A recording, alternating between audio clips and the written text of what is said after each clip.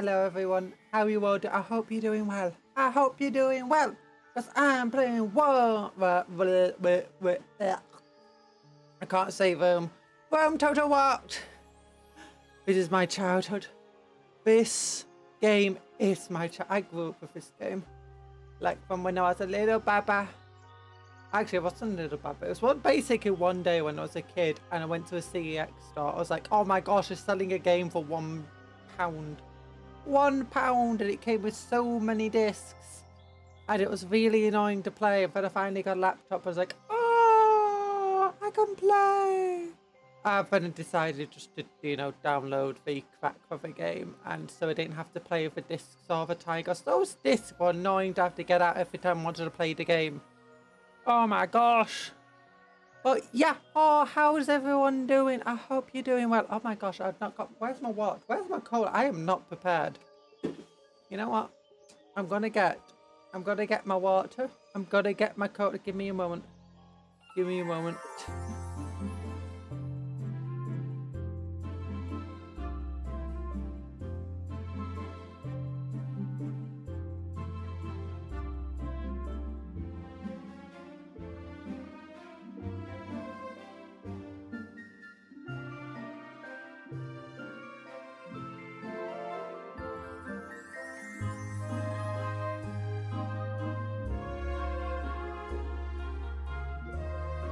Where am I? Hello!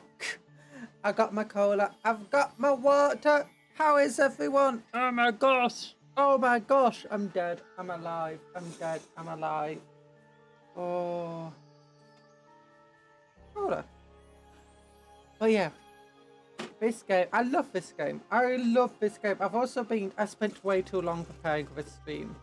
Not just getting the game, downloading it all, but abandoned stream for cola, truly a cupcake mod. I didn't abandon the stream for cola, and it was for water. Like, here's my water bottle. Water bottle. Yeah. I can also make like a weird noise of a water bottle. No, I was making a high-pitched blubby noise before. I can't make it now. Never mind. But, water.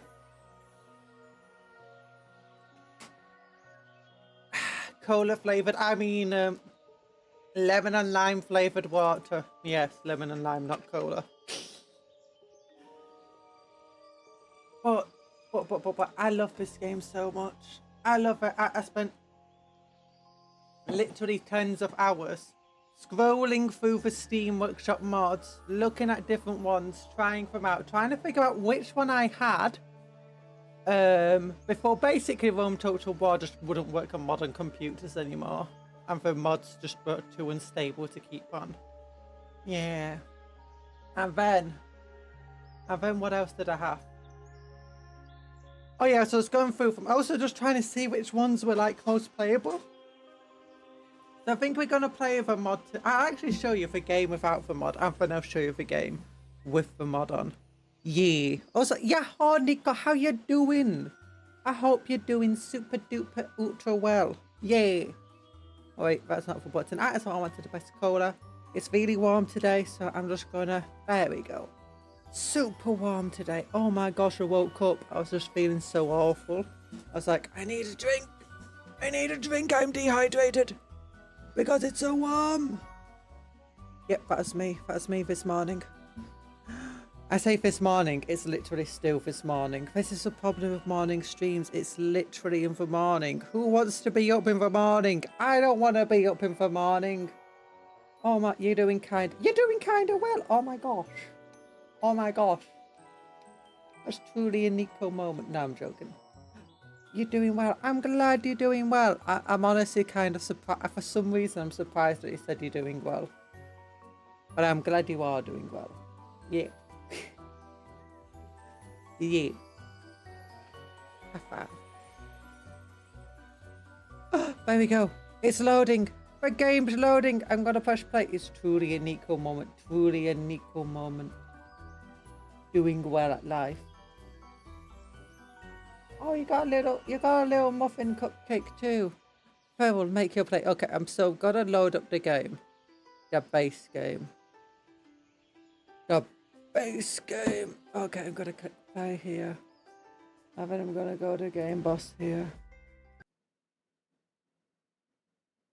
Got to like wait for mum. The issue with this game, it sometimes takes a while to load up because it goes through like 3 different phases, right? So first you have to load up to the game launcher that the company has, Creative Assembly.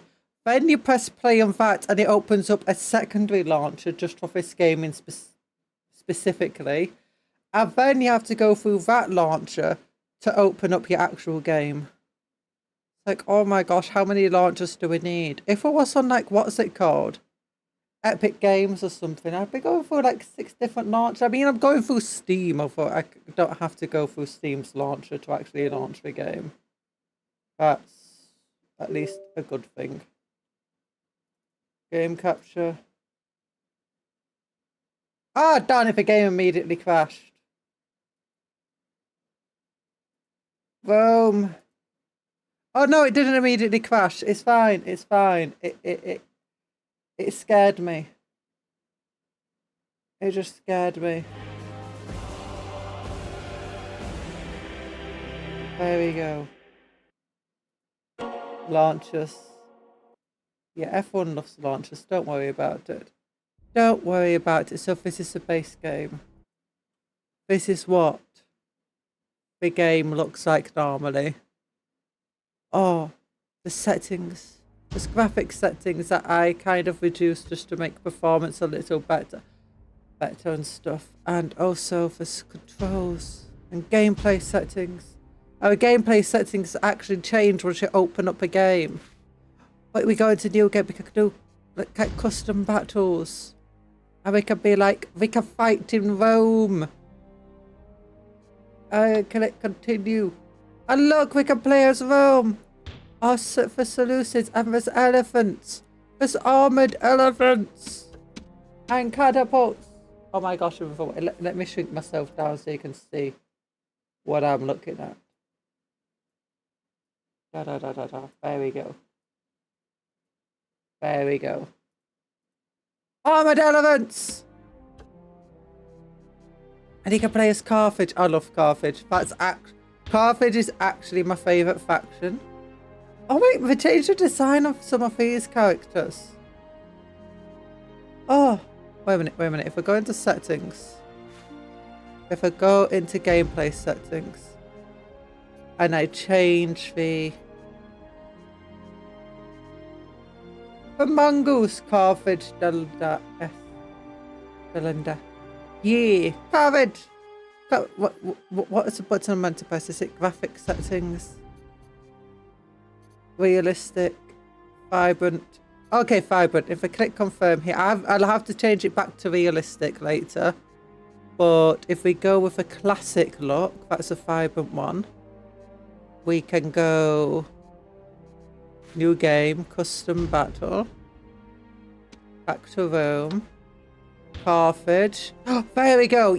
Oh wait a minute, the design's still not the same as it used to be. I swear these guys over here had like a white top on them. Oh. Whatever. It's fine. It's fine. We don't need it. Oh yeah, I've already got the Egyptians who are for some reason stuck in the Bronze Age. I have no idea why they decided that the Egyptians would all be in the Bronze Age. And they're still pikemen, aren't they? Yeah. I wonder how good pikemen are, because I've not actually said it means Carthage must be... No! Carthage mustn't be destroyed! Carthage is beautiful!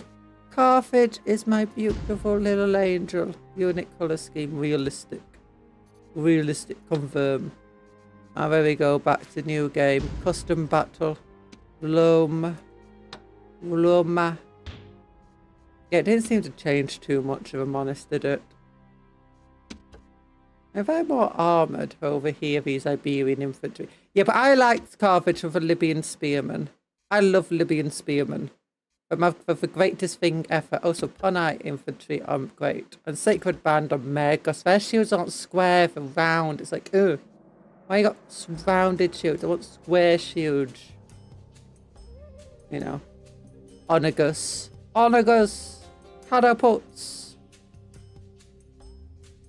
Yeah, artillery in this game is absolutely worthless. Unless you're in a siege. It's amazing in a siege, otherwise it's kind of terrible.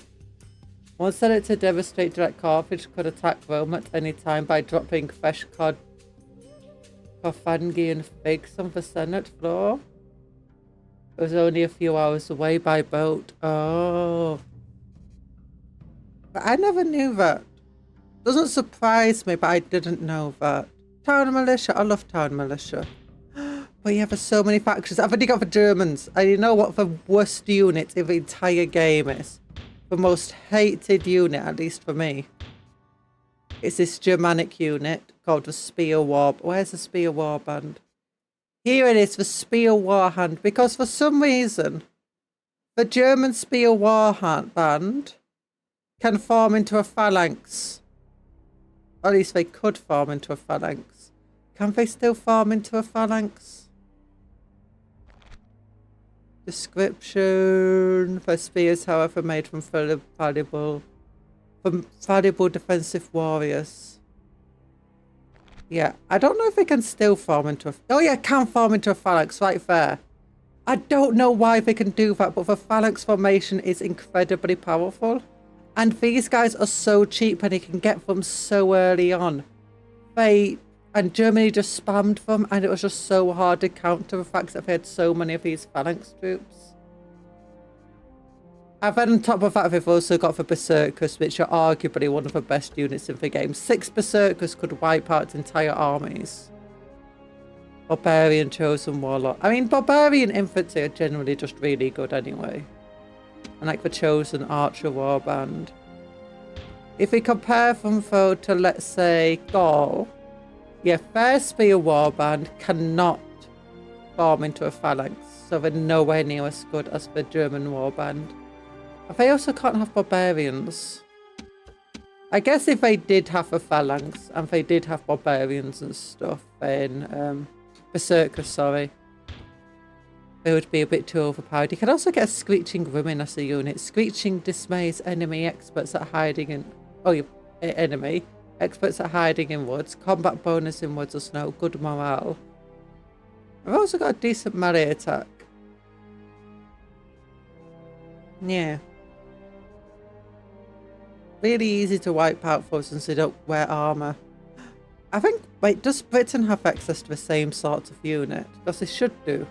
We have access to head hurlers. Yeah, the British have access to head hurlers, which is a unit that literally just hurls heads at you. The missile attack is oddly so powerful. I always just remember head hurlers just wiping out elite armored units by throwing heads at them. It's like, how did you do that? Like, let's look at this archer. Where's an archer? Melee attack 7. This elite gladiator unit, missile attack 7. I've already got this random guy who just throws a head at you. Where is he? Come on, come on. He just throws a head at you. And he's got missile attack 17. He does over twice as much damage as an elite gladiator throwing a javelin at you. And he has 6 heads each. Are you getting stabbed by all your Senate friends? No, no, no. After all, being a Roman Emperor is the most dangerous job in the world with over 90% stabbing rate. I mean, that's just also the stabbing rate in Britain. Just like on any random streets on any random day. I used to read Asterix as a kid. My favourite one was one where he goes to England to help his cousin. Value a text. Oh, I do not know that one at all. I watched a tiny bit of Asterix as a kid. Oh, what's a head for? Oh my gosh. So many memories of slingers. Yeah, so I don't think they have very good range for, yeah, they have missile range 40, which is half the range of a slinger. They do have access, but Britain also has access to chariots, and chariots are so good in this game. They kind of can be. If the chariots are very fragile though, they can do a hell of a lot of damage, but are fragile. And you got the druids. Oh, they also have access to druids, and druids are so cool.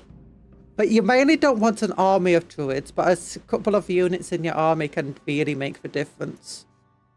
One of my favourite factions, though, is Armania.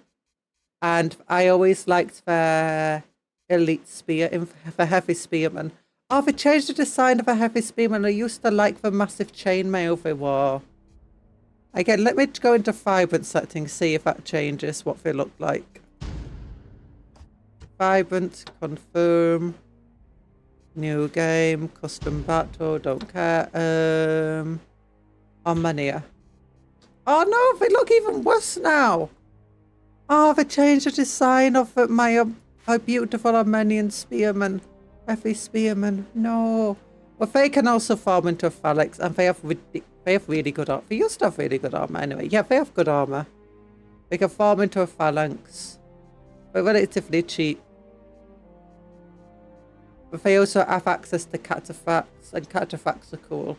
And they can hire mercenary camel riders, and I love mercenary camel riders. They catapults at Onagus can't get as good as other factions. Capybara, hello, yahoo! Wasn't the original in French? Yeah. Why do Brits have chariots and what? Oh, because the Brits were famous for the Iceni using chariots and stuff. Well, not just the Iceni. But yeah, British chariot riders were both famous and infamous. And in fact, many British people that were, you know, forcibly interned by Rome were used in the chariot racing competition because of how often we use chariots in warfare and just in general for usage, you know. But yeah, if you didn't know, Britain was infamous and famous. Oh yeah, I can't load that. That's on a different thing. Custom battle. Go to sleep. 4 a.m. 4 a.m. Oh my gosh. Across the pond. Oh, every unit, almost every single army has access to war dogs. War dogs are kind of cool. It says 48, but that's actually just 48 handlers. They have like 5 dogs per handler. So you get really about 200 dogs in a single unit. The Brits didn't invent the wheel at the time this game takes place. The Brits invented the wheel billions of years ago, before the Earth even existed. And what about incendiary pigs? Okay, this is a real tactic that happened.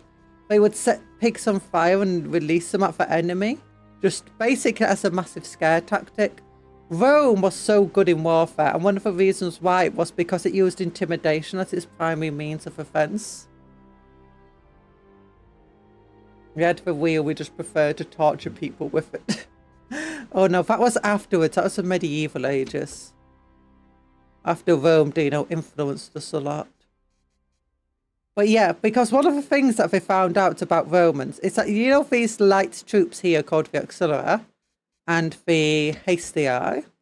Well, yeah, if their armor is basically just made out of thin plating of tin, it's usually not actually that good. At the times that they needed the armor to actually improve, they reinforced it. Your dream odd job was pig research. You're getting ready for work. Oh my gosh, at 4 a.m. What are you, my father? My father gets ready for work at really early because he has to commute. Rome also stole every good idea they saw. Yeah.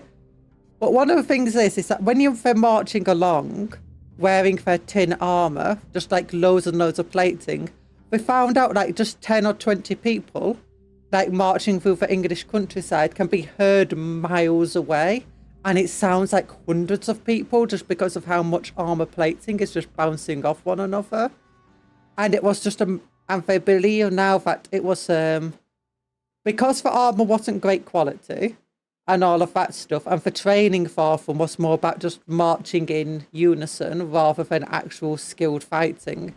I believe a lot of Roman tactics and success just came from the fact that people were too scared to fight them because they didn't know how many soldiers they had. They didn't know how powerful they were, and it also explains why a lot of the times if they did end up in battles, it did not go as well as you'd think it would. Like half the massive battles and famous battles of Rome just were massacres of the Romans. Not all of them, obviously, but yeah. I mean, I was sort to say that they weren't great fighters and so on, but they did What very about much. the phalanx? They sure love the phalanx. You know, the Romans didn't do the phalanx. It was the Greeks that did the phalanx. The Romans did the testudo formation. Not testudo. Was it testudo? Wait, which one is that? Not you. Pixabay. Where's the thing about the formations you can go in? Yeah, testudo. They did the testudo. Going into a turtle formation. The Romans were good fighters. But they did a lot of the art. They were good at warfare in the fact that they did a lot of the, you know, the rules of war, the art of warfare. For instance, don't go into a battle unless you are going to win it. Was one of the big things. Don't go into a war unless you're going to win. And basically, you can sometimes win a war without ever having to fight for war. And that's what they did a lot of. A lot of their biggest successes came from when they took territory without having to even fight to battle for it. Let's just do these nuts. And kind of. They stole it from the Greeks though. They stole it from the Greeks and their hoplites. And I wanted to click on the Greeks. Here we go. Yeah, hoplites. Armoured hoplites. Spartan. Oh, Spartans are insane. Why are they clothed? My Spartans aren't meant to be wearing clothes. What is this? Weak fight. Oh yeah, these ballistas are terrible. I am actually okay because the main thing about them is that they just do massive moral damage. But if you're actually relying on them to do damage to the enemy, you shouldn't. You should be relying on archers to do your actual damage. These guys Do the Brits have warships? No, we don't have warships in this game. No. Where's Pontus by? Where's Pontus? What does Pontus have? Pontus has Eastern Infantry, Hillmen. I love Hillmen. They're terrible, but I love them. Phalanx Pikemen, Bronze Shields, Pontus, Archers. And the most powerful units of the game, light cavalry with a ranged weapon. Oh, we also have chariot archers. They're pretty good too. The Thracians were scary people for the Romans. They had these weapon called the Phalanx. Where is it? I think it's Thracians. Here we go. Yeah, the Phalanx. And that was really, really good at cutting through Roman helmets, and they had to reinforce the helmets to prevent it when they were doing the fighting and stuff. Like, these guys are really good fighters. The Bastane. Yeah. Scythians are also really cool because they have loads and loads of cavalry and they can get it so cheaply and quickly. Shooter W joined the mix. Thank you for joining the mix. Thank you for subscribing, Shooter W. Yeah, you can't play as SP. Actually, you can play as SPQR, can't you now? A new game, Imperial Campaign. Can I play as SPQR? No, I can't play as SPQR. No, game ruined. Yeah, but this is a map in the base game. This is a map of the game, base game. And we could play as one of... It's like 3 Roman factions, by the way. You got the Roman House of Julii, which is in the north and serves the Senate. You've got the Brutii, which is in the southeast.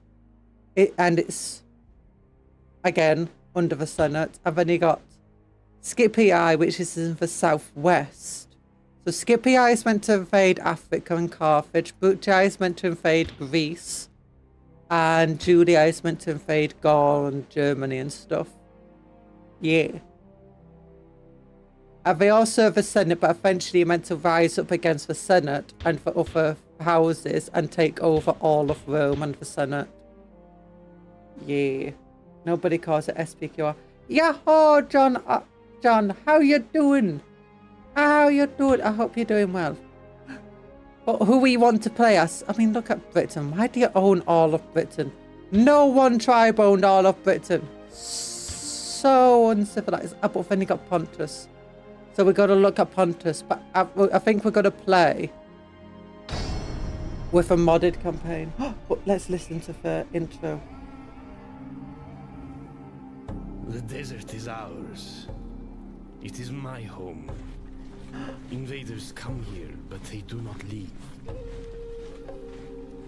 They do not understand the desert. They do not understand the desert. They do not understand how it gives life, or how it kills.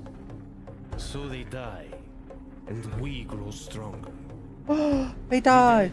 Now, the dead cannot pass on their newfound wisdom. Oh. So invaders keep coming, keep trying to take our lands and our wealth. No. But then wealth flows. I like our through the building. swamp. And if our people have one failing, it is the love of wealth. Oh my gosh, I relate so much to them. It is more powerful than the sword. For any sword can be turned aside with a gold coin. That's true. That's how I used to play the game. I used to just bribe every enemy army. And 1,000 warriors. Why, they are the start of an empire. Yeah! Pontus! We're playing as Pontus is like one of the... It's one of the offshoots of Alexander the Great, isn't it? Like, Alexander the Great's empire splits into many much smaller Greek empires. And Pontus is one of them. Pontus is one of them.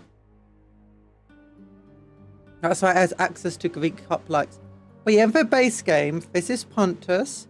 It starts with 2 settlements. Also, I love how the game goes. You want to see something really cool? This is our capital, right? Sinope. And if I click this button, explore settlements on battle map. This is one thing I wish Warhammer had. Warhammer Total War. Seems the root of the word barbarian is blah blah. Yeah, the Greeks basically saying, I don't know their language and I'm not bothering to learn it. But here we go. It's raining. Oh my gosh, I thought we were in the desert, not Britain. I brought a bit of Britain to the desert with us. But look, we can go into the battle map and we can just watch the civilians walking around. Hi, he's a ghost! But yeah, and as we build up our settlement, this settlement will change and you can see like buildings and so on. Like there's a barracks. There's a barracks that we actually did like one of the starting buildings. And if this building got damaged on the battle map, it gets damaged in the game and the campaign too. It gets destroyed in the campaign too. And there's little alleyways and stuff, and there's little wooden walls. And these archer posts are kind of... These archer posts are not as good as they used to be from my little gameplay that I've been practicing recently. Why are there so many wet maidens? Because it's raining in the desert today. What's this building? It's a building! What's this building? It's also a building! What's this? It's a building! You want to see if we can find something cool? Let's look for cool buildings. What's this one? Governor's Villa! And that one is the... Is that for barracks? Again, that's the stables. This one is the trader. This one is the just a normal building. That's the barracks. Or for normal houses and stuff. Oh, that's just a normal house again. Yeah, we don't have that many buildings at the start of the game. Well, the game was really easy when I was playing on the normal campaign. The Greeks are kind of sour people, yeah. There's more purple than most would ever see in their lives. No, no, no, no, no. Purple is... Everyone loves purple. Purple was always around. Yeah, but we start with some 80 people on a boat, apparently. A small group of soldiers who cost us only a little bit of money in upkeep, like 150. There's our faction heir. Here is our faction leader. We can look at the family tree. There we go. Look at his family. And there's all the characters. Oh, this is one of my favourite things for the game. We can look at all of the factions. We can't see them because we need to end the turn to actually start seeing people here. There's like a little dot there where we can see the military ranking of everybody. And then we can see the territorial ranking, and I think the largest people...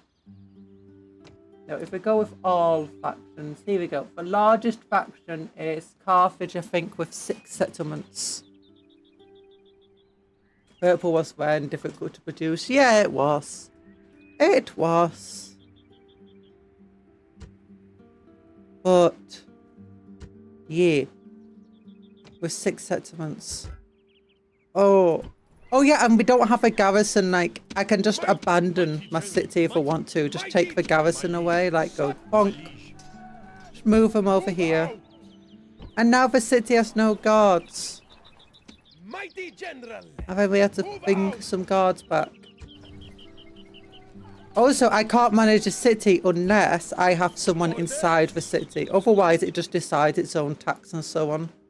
And it will always pretty much overtax. Great one. We got a diplomat. Oh yeah, if we want to negotiate with someone, we have to send our diplomat out to go and find them. Yes, my liege. My eyes are yours. And we got a spy. None shall He can't join like an army or anything. He has to just run around, do his own thing. Great one. Yeah, the agents aren't like these great single entity units.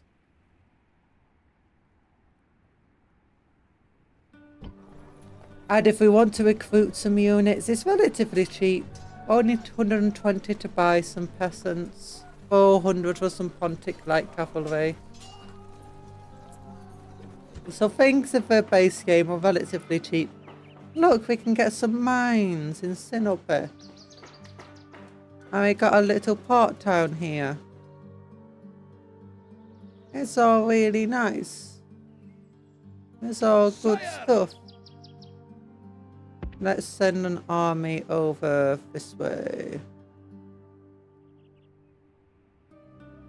I actually can't step in the same tile that a agent is in.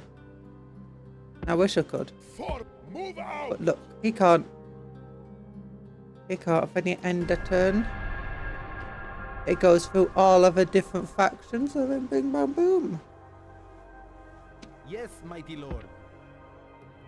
Actually, you know what? Screw you. My eyes are yours. I see we found an enemy None faction. shall see me. Great one. At once. Now that is To hear the intern faction of the Free People's faction.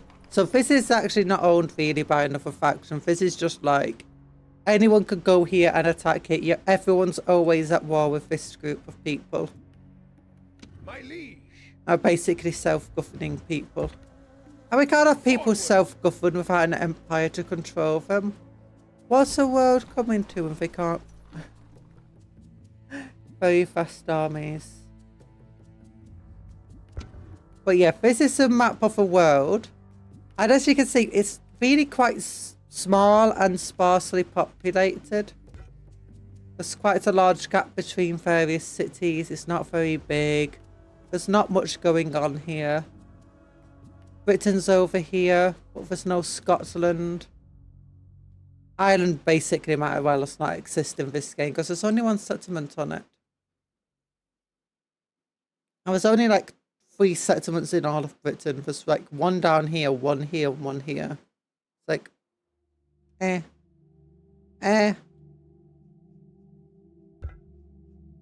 So the game is okay, but if we go, I want to show you the mod that I used to play as well. Although it's been updated a lot since I used to play it. And it's very, very big now. The other fact you could see a close-up of the settlements. Yeah, it was amazing. I loved that. I sometimes love just to walk around settlements of the games. But if I load up the game again, I'm just going to go from one of the screens into another screen. Then here we go. The RTR. The Imperium Surrectum mod. Imperium Surrectum. Yeah. It's going. I'm yawning. I'm yawning. Oh, hello, Banria. Oh, how you doing? How you doing? I hope you're doing well. We're currently... Oh, wait, but does it not recognize it as the same game? Oh, okay, game capture. Come on, the game's loading.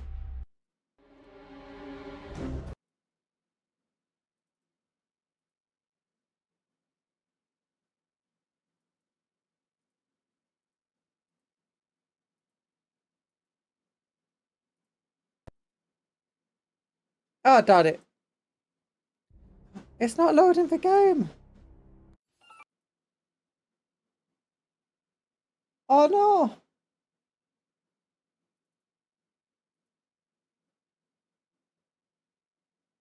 Why not? The picture.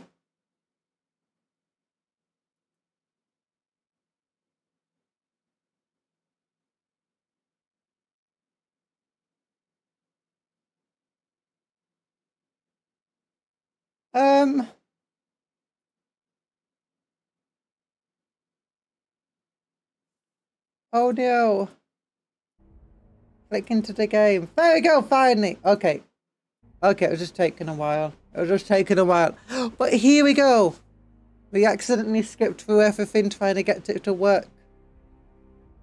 Speaking of very big, Monkey Game is 130 gigabytes of my connection. Downloading it will take about a week. Monkey Game? What's Monkey Game? 130 gigabytes. Oh, I hate massive games like that. When I was downloading not Rome Total War, for Warhammer Total War 3, I had to just leave my computer on for most of the day on one of my 3 days just to download it. It was like insane. But yeah, here is the difference of the games. If we go into new game, custom battle, I would actually look at some of the units. It takes a while. This is how many factions there are. So many factions. If we want to look at like, let's look at Carthage. Where's Carthage? That's Carthage. Yeah, there's only one Roman faction this time, man. The units look different. We look at Carthage. You still got your Libyan light infantry, but they're very different looking. You got Scutarii spearmen as well. It's trying to go for realism, apparently. Barney, Bactria. It's also got Bactria. Oh, which is another one of Alexander the Great. You know, splinter factions. Indian. Greece. What I call Indians?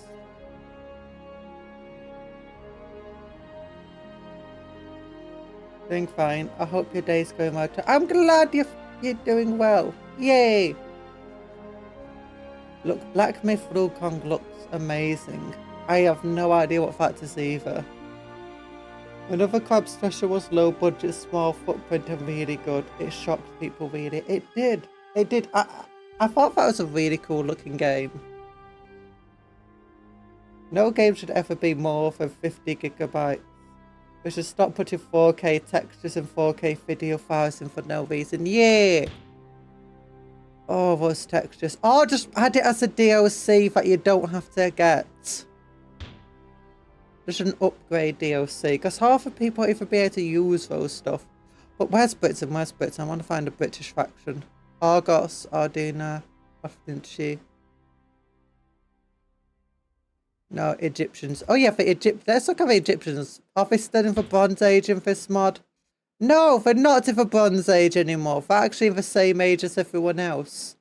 Which I mean is kind of... I kind of thought it was fun. The fact that we're all in the Bronze Age for no reason. Galatians, Emporion, Godwin. Oh, when I played this mod, this was like one of the main factions I played as. Which is an Arabic faction. So you got Arab infantry led by spearmen, a whole load of access to... Where's the camels? Camel warriors! Camel! I love camels! And you got access to archers and these cool... I just thought these Nabatea, or whatever it's called, were really fun. Really cool. But, oh, Pontic. Now where's Britain? We need to find Britain. Sparta! Pontus, Lustria, Bactria, Seleucids. Oh, yeah, it'll probably be listed as Iceni, won't it? Now, which one's it going to be? Iceni. Where are they? Where are they? No. No. Push. Libya. No, no. Is it this? No. No, no, no. No, no. No, no. No. No. Where's Britain? Where's Britain? Give me Britain. Give me the bits. The bits. Ah. No. No. Sucker. I have no idea what they are. Are you riding a goat? Is he riding a goat? That's a goat. Look, he's got big goat horns on it. I know if that's meant to be feathers or something. It just looks like a goat in that picture. No. No. No. What? What? Okay, I'm gonna have to go on the Imperial campaign just to figure out which one of these is meant to be Britain. I'll just keep clicking on different ones. It'll eventually give me Britain. Push sounds like a chill faction. They probably are. They're probably a very chill faction. Argos, an emergent faction. Durai, Anakoi. In the UK, PC parts are classed as luxury. They classed as luxury goods, oh my gosh. And taxed quite heavily. Oh my gosh, I never even knew that. I mean, I live in for PC. For Britain, UK. Why did I say I live in for PC? I am in the Matrix. Wait, what's that one? The Thessalian League. Wait, what? Was it this one? That one? This one? That one? Trinovites! Trinophantes. So it's Trinophantes. We can look at from a custom battle. But down here. Okay, so they have... Where's my head hurlers? What did you say? Have got Botanic Swordsman, Botanic General's Bodyguard, Botanic Spearman, Heavy Spearman, Skirmishers, Slingers, Chariots, Heavy Chariots, Light Cavalry. Where's my head slingers? No! I want more Botanic units. We've only got one access to chariots. No, 2 chariots. 2 chariots, no mind. No! Anyway, as I was saying, I was going to play as Pontus. Let's get into the game. Just see the map. Like, look how much cool the map looks. Would the Britons be listed as Celts or tribe like Iceni? I was looking for Iceni. Oh! I accidentally skipped it. I accidentally hit my keyboard. Whatever. PC parts are luxury in most countries. It's just that the USA has Looney Tunes. Looney Tunes. I like Looney Tunes. Looney Tunes is great. Oh, is that Yahoo Elite Trainer? How you doing? Oh, Tony. Yahoo, Tony. How you doing as well? You woke up half an hour ago. Same. I was streaming half an hour ago, but still I was asleep at the time. Growing crypto miners and getting decent storage and GPUs are pretty penny feet. Okay, so here we are. RTR Imperium Serectum. This is a very hard mod. I don't want extreme mode. It wants to throw extreme mode at me. I don't care for extreme mode. Okay, so here we are. So you saw before we had 2 settlements as Pontus. Well, now we start with 5, 6, 7 settlements. And we're here. And we zoom out. And we continue zooming out. And that's where we start. And we continue zooming out. And zooming out. And zooming out. And so look how big the map is in comparison to before. Like, oh my gosh. And look at Britain. Britain actually has Scotland attached. And they actually have a load of settlements over here. Like I saw before, they controlled all of Britain. Now they control just this one area. It's like, oh my gosh, the rest of it's just tribal lands, I imagine. And get GPUs of crypto miner blocks for a tenth of the price. You can get that thing. But yeah, but all these little locations with this stuff on are just places we know about. The capitals of empires we know about, cities we know about. Yeah. So yeah, we can go all the way over here, all the way down here. It's a massive map. I love it for being a massive map. I hate it for being a really hard mode in the game because compared to earlier, it costs 436. It costs 4 times as much over just to have a single unit, just to upkeep a single unit. You also don't make as much from tactics. Like, look at this, we're losing 21 gold a turn with this many settlements. And we only have like 1 person in each settlement. And then just a small army over here. And if we want to recruit more units, how much does it cost? 1,000. Not 200, not 300, 1,000. You guess you're doing okay? Or you only guess you're doing okay? And I hope you're certain that you're doing really well soon. I've never played XCOM. I've heard a little bit about it. Apparently blocking crypto mining is easy. Oh, that's cool. You can call me CC if you want to. Cupcake go and invade Britain and make a cola with it. I wish I could make a cola. Maybe I can. I don't know. But yeah, Britain is very, very, very, very, very far away. I don't know if I'm going to survive and well enough to invade Britain. Here we go. Here's Britain. Don't know if I'm going to survive well enough to invade Britain. Because this game is hard, dude. This game is hard. I also don't start with a part town. There's some part towns up here, but we don't have the army to go after them. And if you look, actually you can't see, I'm at minus 21 coins a turn right now. So we're going to have to do some stuff, which is find our settlements that are doing the best and tax them for doing really well. But what I'm going to do is move my army. Sire, orders? Over towards these people. We're going to want to go this way just because otherwise I do know that we're going to be intruding on territory there. This place is really not doing very well. So I'm going to lower taxes on it. Over here we do have to leave a unit here to keep everyone in line.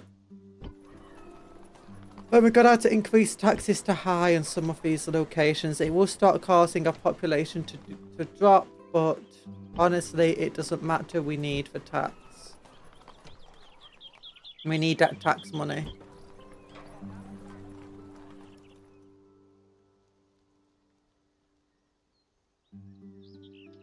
I bet Conjuror would love XCOM. Yeah, I do need to get into it, don't I? 21 gold a turn, but I stay like robbery. Yeah.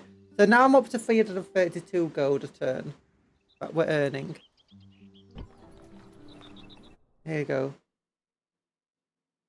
So CC Cupcake Conjuror, Cupcake Boss Lady, Cup Lady are all acceptable names. also general. Someone calls me Magic Lady as well. Yeah.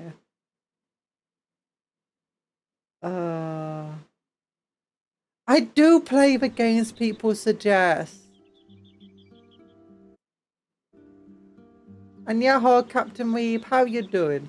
So happy to see you streaming. Always makes the day better. Oh, thank you. It always makes my day better to see if all of you in my streams. Yeah. Okay, but so I keep having to change a setting, but it never saves this setting. If we go into gameplay settings, go over to here, I can show income labels on my buildings. On my settlements. So here we go. We've got income labels on our settlements now. The little icon at the start effectively is what religion they are. That shows if there's, I think, a leader in the settlement. Yeah. If there's no laurel, there's no leader in the settlement. No character or governor. This shows what type of religion it is. So if we go over here, they've got the bull head, showing that belongs to those people. This shows if population is increasing or decreasing. Because of a high tax rate, our population is decreasing. And then this shows how happy they are. Green is good. And then money. So the first thing you want to do at the beginning is effectively get economy buildings down. My favourite early economy building is actually a shrine to Cybele, which increases public happiness and increases population growth. So that's just like 2 bonuses on top of one another for population growth. And basically, the happier they are, the more you can tax them. The more they're growing already, the more you can tax them. But also what it does is increase farmland size, and farmland size is also linked to tax. The larger your farmland, the more tax you can get.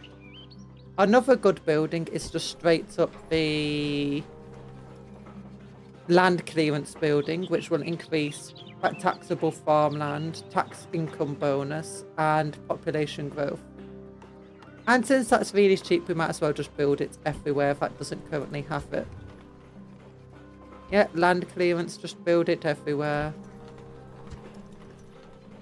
Land clearance. Land clearance. Land clearance. And actually, over here, I was building this. One of the land clearances I'm going to stop building, actually. So I can instead build... Actually, wait a minute. If I was on a land clearance, was it? Yeah, communal farming. We already had land clearance going. I'm instead going to build a diplomat over here. Train a diplomat over here. So that I can start getting trade routes and so on assigned. And if I go over here, I can get some land clearance. Yay. No point hiring any more troops than we need to. Wonder if we could build a tax haven estate and build tall walls and increase taxes. The will of evading taxes will make people face through the walls. Cupcake Plague Warfare. Motion sickness! I do get motion sick even in Minecraft sometimes, so yeah. I mean, make a tax haven. I don't think wars actually stop people. If we look at it, wars actually reduce tax income bonus, increase public order, and give us defenses against sieges.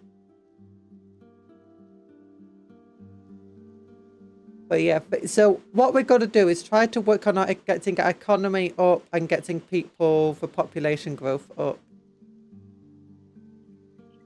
So, then we're going to just try befriending everyone around us until we can get a strong economy. Once we got a strong economy, last time what I did was I invaded this location. You don't want to art to resolve when you're playing as Pontus, by the way. Your infantry sucks in art to resolve. Even when you're winning, you're going to lose way too much infantry. And it's so hard to retrain them. If this unit over here was damaged, I'll have to send it all the way back over to here, just so I can retrain it, because this is the only place I can recruit it currently.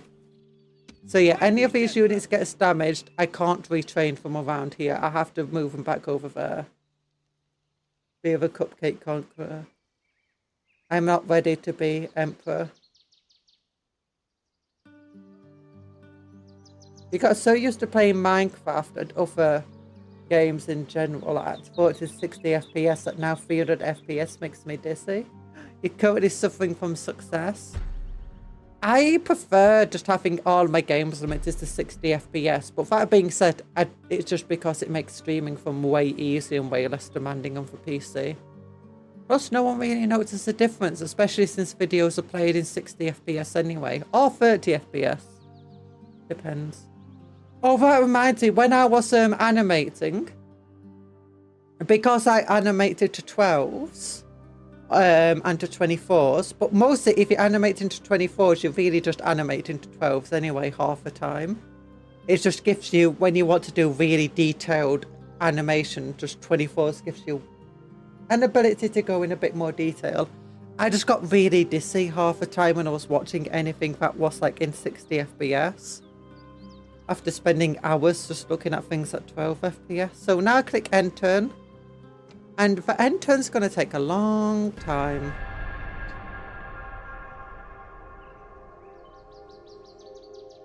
What are you using for over 180 FPS for? I play Warframe at 75 FPS because of monitor. Why 75? That's such an odd number. I know, okay with 30 FPS as long as it's consistent. I mean, honestly, any FPS is fine. Gotta go now. Bye-bye, Bunny. Have fun with whatever you gotta do. Warframe is super well optimized. Yeah. Games are just babies goes, what? 30 FPS bad. 30 FPS is fine. Certain games it can feel a bit weird. Dummies is a faction. But yeah, once you get to 60 FPS, it's fine. Half the monitors you get, even like these really good monitors, don't do anything beyond 60 FPS. In fact, that's one of the reasons you might get sick or whatever if rates of your, like a lot of the rates of monitors actually don't go past 120. Yeah, actually, especially a lot of high-end monitors. Like my monitor, I think is 120, and this is a massive 4K monitor. My liege. Okay, I could attack through this way. There we go. So yeah, they emptied the city, which is really good for us.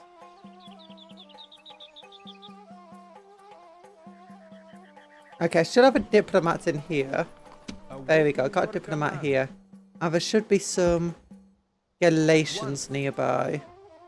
Great one. Like just down here. Okay, there's a road. Follow the road. My liege. There we go. Your word. We want to trade with these guys. Want to give them an alliance, trade rights, map information. And I want you to give me a region. Give me this place. And this place. And Echo Bridge. Actually, give me Echo Bridge. I also want the large town of town. Now, I can click here, and it's considered very generous. They will give me that town in exchange for an alliance, trade rights, and map information. That's what I love about this game. You want to give me Gobios. I want Echo Bigger. Because I know what Echo Bigger is. Echo Bigger is just here. And I can't send troops from this direction down up through to here. Because this land over here is not hospitable. So my armies will go like that. And it will go through Echo Bigger. And that will be trespassing. Me watching Conjuror at 60 FPS full HD. So if we can get a trade for Echo Bridge, that'll be really good. So military access, trade. If we give them military access as well, that might just be enough. So if we allow them to go through our towns. No, it's gone to demanding.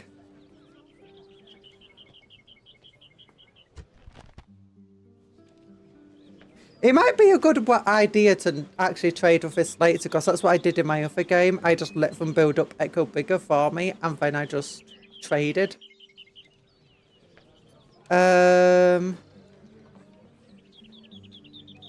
Except we will attack. Nope.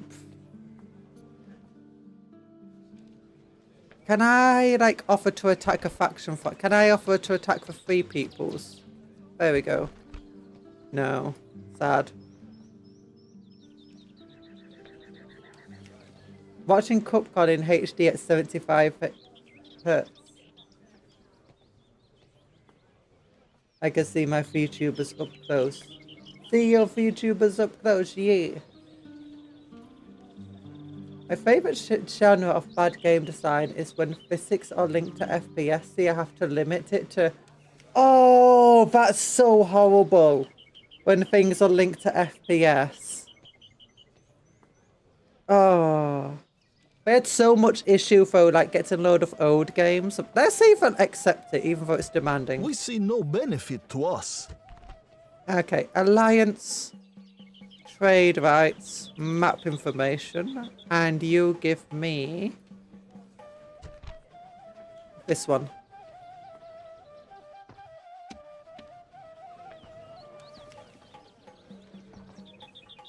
Yeah. Oh. Will you accept 2 towns? Ooh, that one's actually balanced. That one's balanced. That one's not balanced. That one's demanding. Why is this? Why do they like Echo Bigger so much?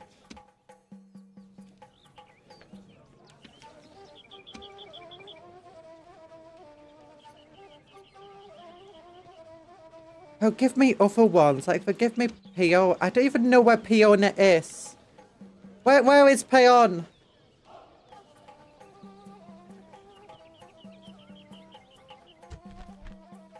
Where is it? Why is this one balanced, but you don't want to give me the other place?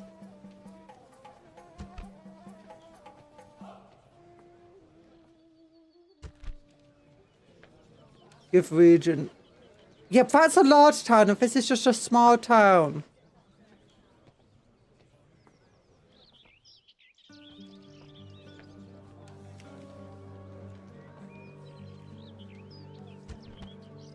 Oh, wait, what did I accidentally... Oh, yeah. Military access. I don't want care for it. No. We'll try to get Echo Bigger off him.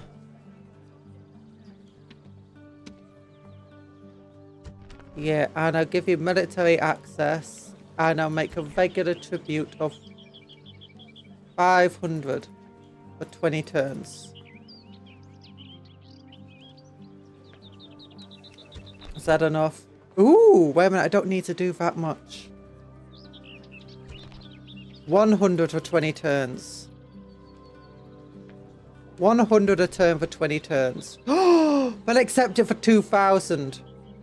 Over 20 turns. Maybe.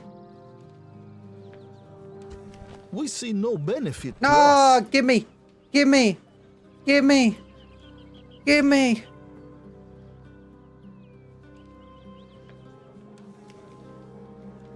Okay, for 150. For 150. Then give me the 2 regions I want. This one. And this one. A most generous proposal. Yeah! A most generous proposal. The towns are currently empty and I'm going to have a hard time getting any troops over there. Yeah! 2 towns! 2 empty towns that want to rebel against me. Can I get like some troops over here, please? Do you have the ability to move over very quickly? Yeah.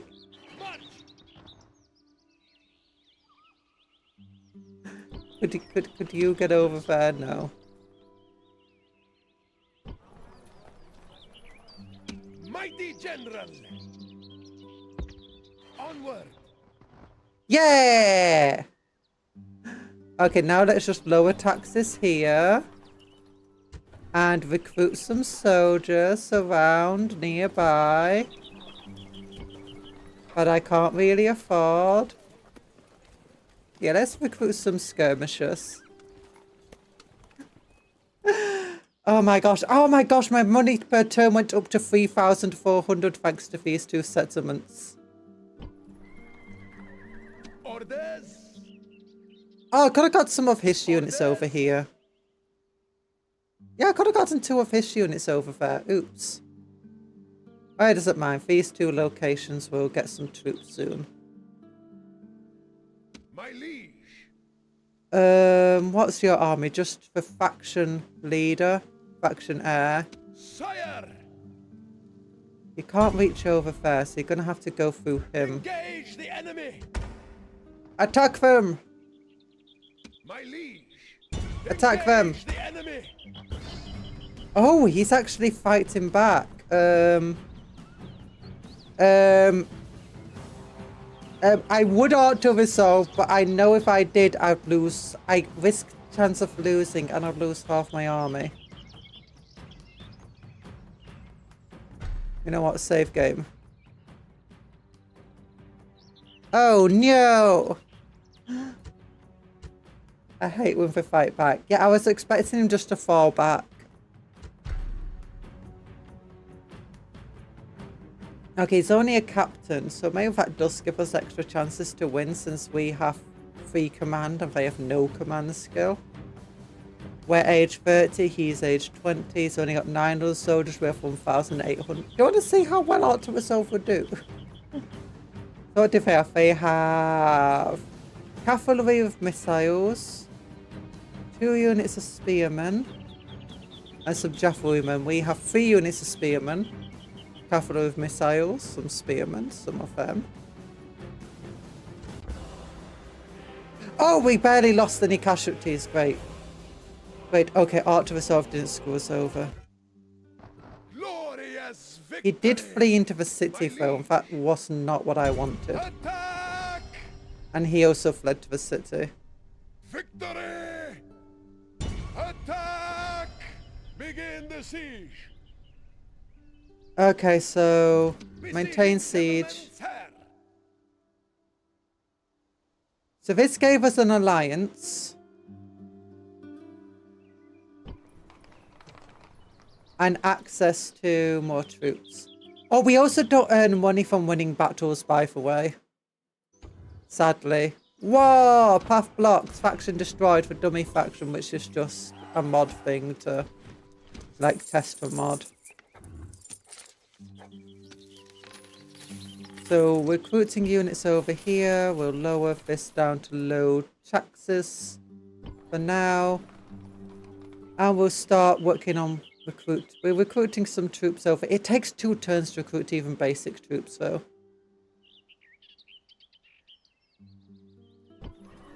Oh, and over here we're going to need to start building these things.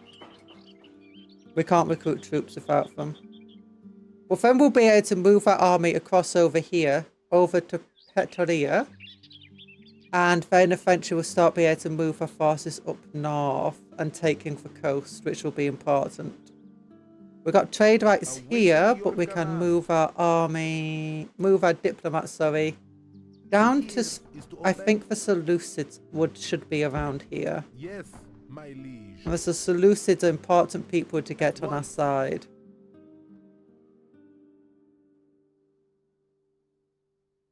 So, I think that's end turn.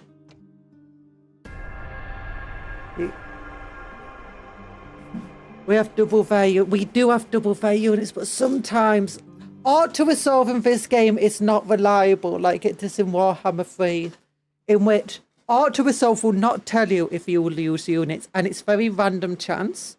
Basically, you roll a dice each time you Art to Resolve. And there's a good chance that when you do, even if you have 1 unit of peasants with no leader against the best army in the game, there's a chance with Art to Resolve that you will somehow win that battle. Or that they will win, but it will be extremely costly for them. What do you mean we're blaming Art to Resolve? Art to Resolve was absolutely amazing for us that turn.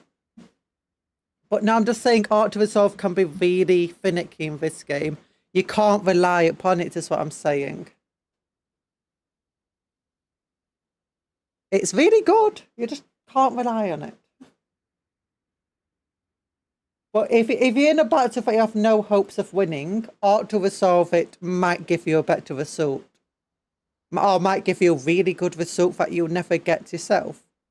But at the same time, if you're in a battle that you absolutely will win easily, do not Art to Resolve it, because you will usually, or there's a chance that you'll lose a battle or you'll lose way more units than you'd actually expect. All of that yapping to blame for poor Art to Resolve. What? I'm not doing blame, I'm just explaining the game mechanics. Oh my gosh. But look, we're up to 4,000. I say look, you can't even see because chat's in the way. I don't know where to move chat. I could move my...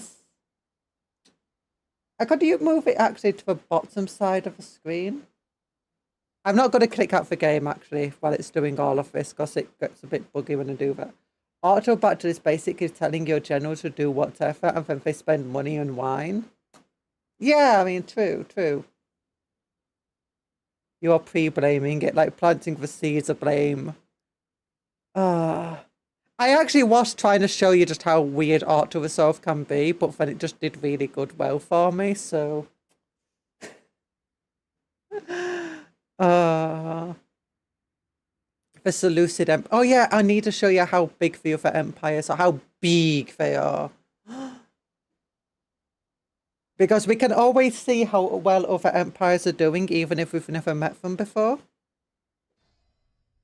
And we know exactly how well they're doing, like how much money they're making per turn. And how large their empires are. I mean, it's just spying back then was really, really advanced. Gossip got around extremely quickly, light speed even. Oh yeah, each turn represents about a quarter of a year. Or one season of a year. So 4 turns, 1 year. And that's about it. Your characters can die of natural causes or die in battle. In fact, it's really easy for generals to die in battle. Like a single straight arrow can kill your leader. We have powerful units, but your general is still very fragile. My liege. Diplomatic information, kingdoms at war with one another, end of turn reports. I love looking at the finances situation. Like if I go over here. Oh, let me just click out the game. I'll move my chat to so you can actually see some of the other stuff. Browser 2, here we go.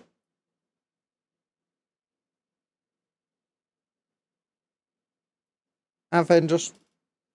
Oh! There we go. I'll move chat to here. There you go. But yeah, this is Faction Summit. I love a Faction Summit. Our leader is 65 apparently. We win when we hold 100 settlements. This is our ally, enemies, blah blah blah. This is the factions graph screen, neighbouring factions, top 5, living factions, all factions. Here we go. Overall ranking, military ranking, production ranking, territorial. Yeah. One of them owns 200 territory. No, that's not a line, so that's just a bit. That's just phew. Now one of them owns nearly 180 something territories. Is that the Seleucids? Let's look. Where are they? Yeah, there they are. Yeah, that's the Seleucids. The Egyptian, the Ptolemaic kingdom is over here with 120. Where's Rome? Rome at the moment is still relatively weak with only about 45. And we're just down here somewhere with most of the other factions. Your position the chat a little better. What do you mean I could position the chat a little better? You want it here?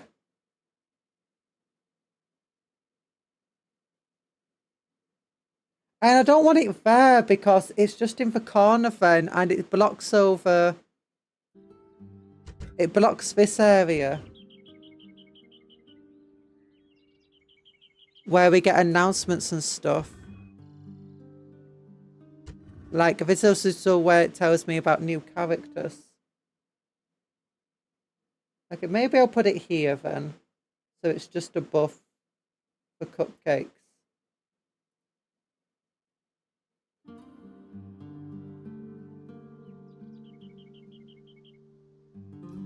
Move a chat then. No, the chat needs to be there. F1 is fragile against warbows. F1 is fragile against... Actually, warbows are kind of pathetic. I mean, look at... Where's my archers? Where's my archers? Let's look at them. Nah, you can't see them because... Actually, maybe you're right, Nico. Maybe we should just get rid of chat. There we go.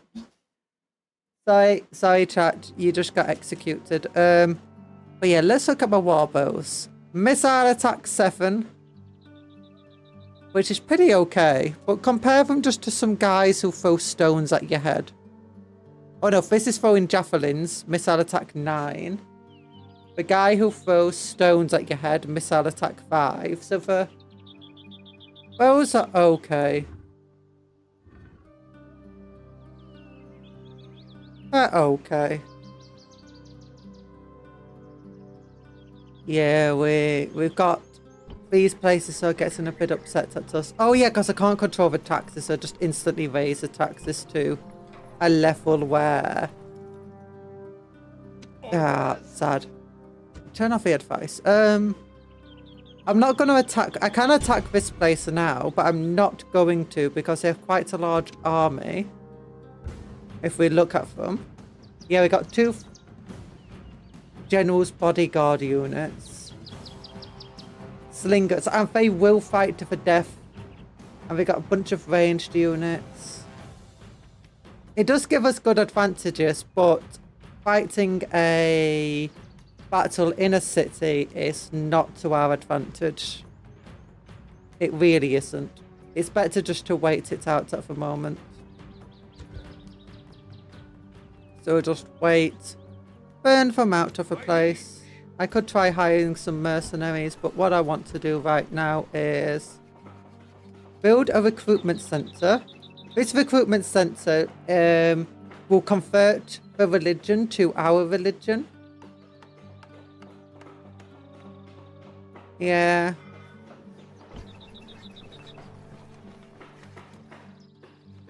And allow us to recruit local troops. When otherwise we can't. We also want to recruit some troops in this location. Let's get some... I don't know what that means. 476. 476. I don't know what it means with these little things here. Does that mean for mercenaries? I don't know. I'm going to recruit some archers for this location anyway. Now we've got some money. And then I'm going to put the rest of the money into things like communal farming. Wait, communal farming? How expensive is that? Oh no, not communal farming. We'll put it into the shrine. The other thing I want to build, but very expensive, is roads in all of my cities that don't currently have roads. But yeah, we're up to 4,335 a turn, which is pretty decent for us. The warbows are pathetic. Every other warbows are good. No, even their warbows are pathetic. Hey, now warbows are kind of pathetic because ours are early game warbows. You could put chat under the map. And that's still the same as turning chat off. He was just waiting for an excuse to nuke because he hates us as a plan. 0 out of 10 game. 0 out of 10 game. No, it's an amazing game. It's the best game. Why do you hate the game? Okay. A game where warbows are not amazing is a game I want. Pardon me. But warbows are amazing. Your archer units are good for the main, like, damage dealers and most of the armies. It's just they're not absolutely amazing. They're not super deadly. In fact, one of the best units in the game, actually arguably the best, is just having some guys on horses and giving them bows, and that's it. That's your best units in the game. Nothing can beat it now. Told you, warbows are great. It's just you that sucks. Actually, no. I think with this mod that they're not that good. That cavalry archers aren't absolutely amazing because they are outranged by infantry archers, and infantry archers have much better range than they do in the base game. So that means your cavalry archers can be shot up quite easily. That being said, cavalry archers are still ridiculously powerful otherwise. You just want to keep them out of range of your enemy archers. Or better yet, just charge right into the middle of them. Watching stream gets jump scared by an Enderman screaming at me in Minecraft. What? I guess it was a Minecraft advert. Or an advert for, like, what's it called? That one browser everyone loves, Opera GX. Tell the Enderman to watch the stream. Yeah, tell him to watch the stream. And don't forget to like, subscribe, hit that bell, turn on notifications. Do you hate... Why do your warbows suck? Do you hate warbows? No! Oh my gosh, your accusations against me. My warbows are amazing. They're just bows. I think the best warbows come from Sicily. Opera GX mentioned, ooh, cringe, why? I don't know. You had Minecraft running in the back. Oh, of course, Albra had Minecraft running in the background. I bet you have Minecraft running in the background even when you're playing War, whatever the game is. Ooh, my sunny has been destroyed. Oh no. Okay, notification, faction destroyed. Oh no, I wanted another family member. Diplomatic information, blah blah blah. Yeah. Oh, I recruited a unit of skirmishers. Let's send them over to here.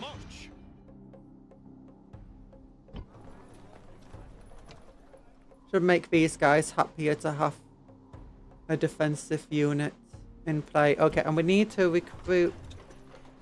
So there we go. The recruiting zone over here. Sire!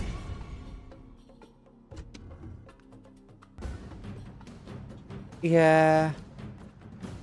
See, their units aren't actually getting weakened by us being here at the moment. We have to wait until they start starving. Sire! Oh wait, did I move my guy last turn? I don't think I did. Yes. Oh, we want to go after this guy over here. I carry your word. We can make them walk slowly, but if I click, they'll walk quickly. Okay. I want an alliance. I want trade rights. Okay, they don't want an alliance with me. I want trade rights. I want to give you map information. And I want to get you to give me 1,000 gold of this map information. And I want you to give me map information. Make offer. Would you consider? Map information we will give 270. Ah, An agreeable that's proposal. fine. Makes my map information worth more when I know their map information. Wait, do you only have 2 settlements? I thought you had loads of oh no, you got settlements down here. Good, good. Okay, now I want to move down here. To obey. Find the Seleucids, because I know there's somewhere. Yes, my liege. Okay, road. My liege. Good, found a road. Completed, sir.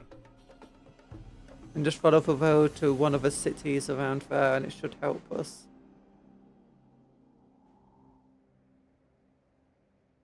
Oh yeah, it became winter and somehow the desert that it was talked about in the opening has become all snowy. Not here though, but here's actual desert. Oh, with snowy mountains though. Yeah, well that's because we live in the more mountainous region of Turkey. Yeah, we're in Turkey, if you can't tell. It's here. That's where where Greece and Turkey meet here. Constantinople. Or whatever it's called. I forgot. How come I know Constantinople? Why do I forget its actual name?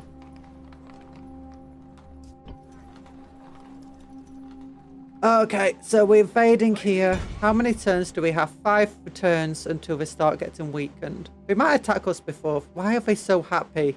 You're under siege. Stop being happy.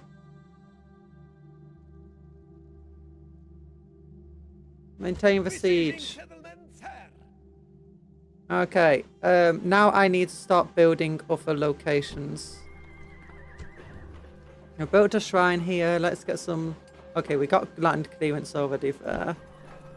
We built some land... I want some roads, but roads are too expensive for us. Let's build a shrine to make people happier over there. Let's build a...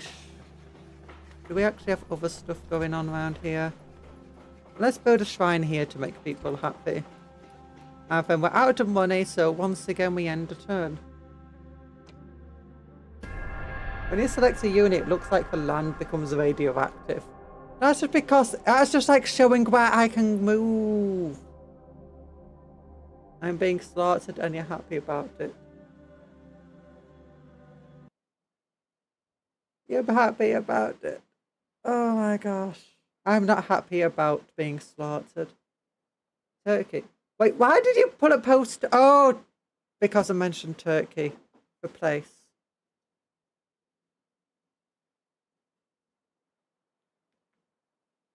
Why do I have a bit of plastic embedded? My finger has a bit of tiny plastic embedded in it. Get that out.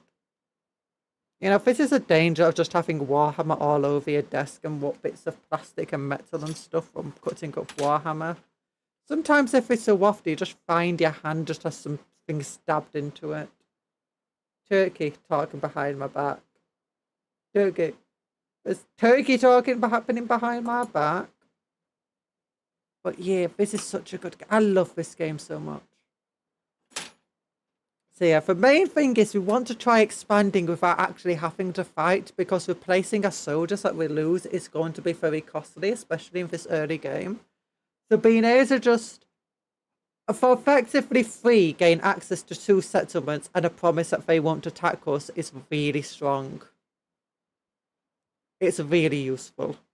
Oh, well, one of the other things is all of the settlements are like, for buildings and so on, are very dependent on who controls them or who originally owned them and built them. And if I want to change them, then I have to build them myself. Or upgrade them, sorry. Demolish them and upgrade them. Demolish them and rebuild them, or otherwise upgrade them to the next level. And that will change them into my style of buildings.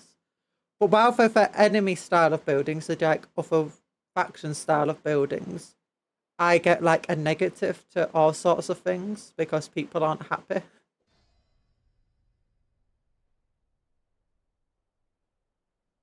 Okay, there we go. Turns are moving. Turns are moving. Yeah. How are you doing, Cupcake? Oh.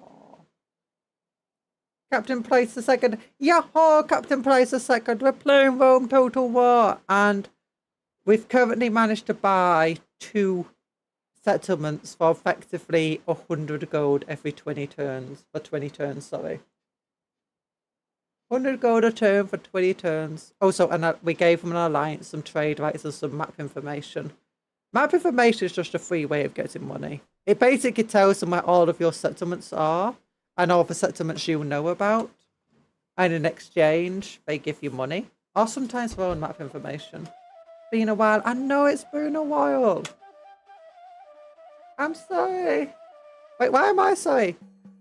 You miss me, but thank you. Yeah, these places. Yeah, it's got to keep making them high taxes. It's... If I go into like here, I can... Is it here? Yeah, here we go. I can like auto-manage a settlement, so I can tell it to do construction. But I want it to do a growth policy. So it will start building if I have spare money at the end of a turn. And hopefully it will change a tax rate based on that for me. So...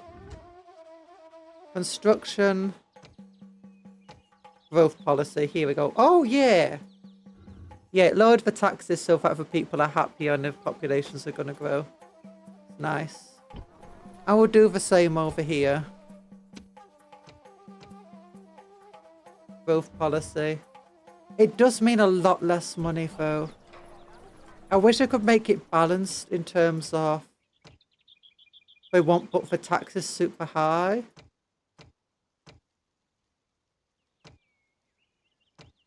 But yeah, I don't want my settlements all just emptying. How's this one doing? Yeah, I can put it onto normal taxes now. It's a lot happier than it was before.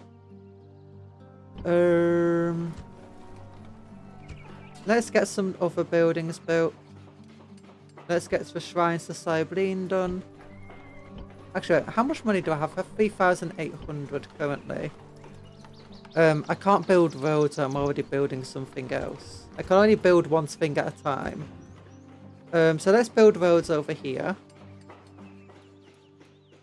And then in the other locations, let's go... Shrine to Cybella. Then it seems... that screens escalations. We follow this road down here. There we go, Seleucid. Well, you want an alliance? No, they don't want an alliance with us. But they might be willing to pay us 1,000 denarii for some map information. Yeah, trade rights, map information. Regretfully, we must decline. What are you up to? Reject your offer? No! No! I just want trade rights. And I'll give you some map information. I just want some money. Give me like 700 gold. Regretfully, we must decline. Oh my gosh. Okay, trade rights, map. The thing is they will stop trying to talk to you if you keep offering them and they keep denying you.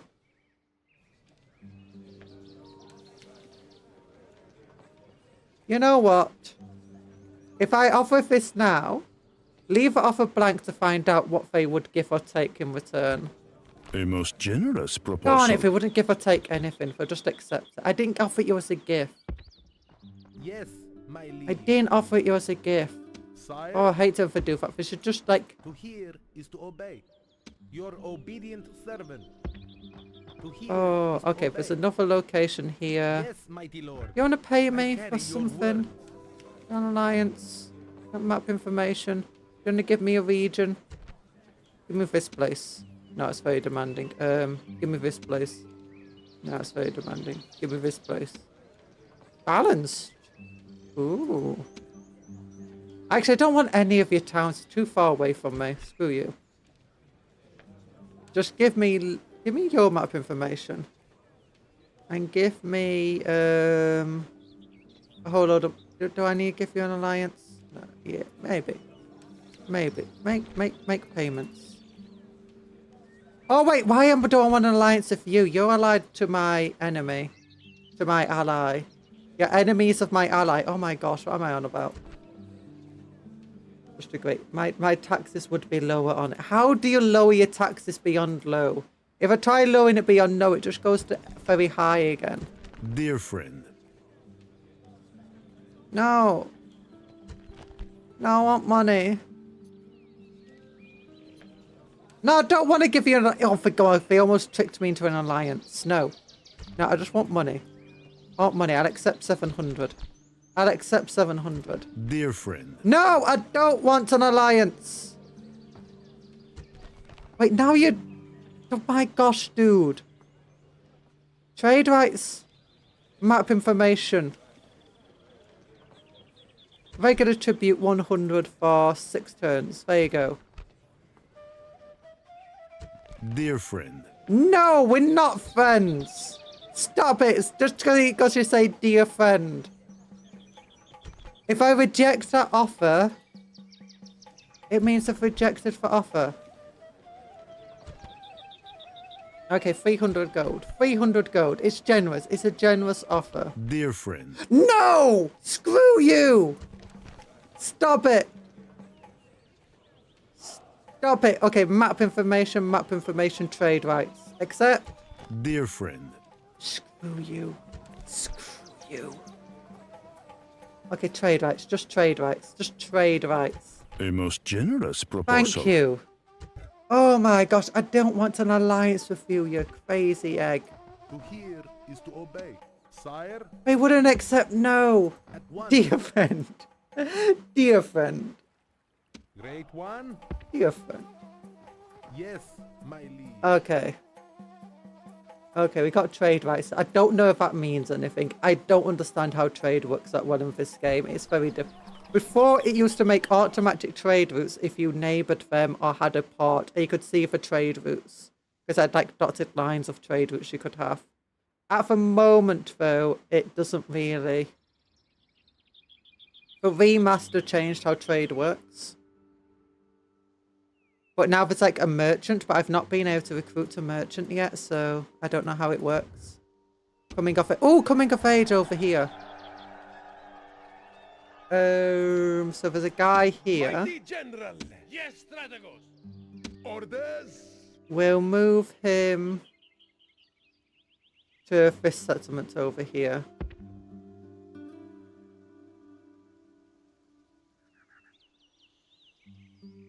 Now, which settlement do we actually want to put him in? Which one is making the most money? This one. Just so I can increase the taxes a little bit. Forward.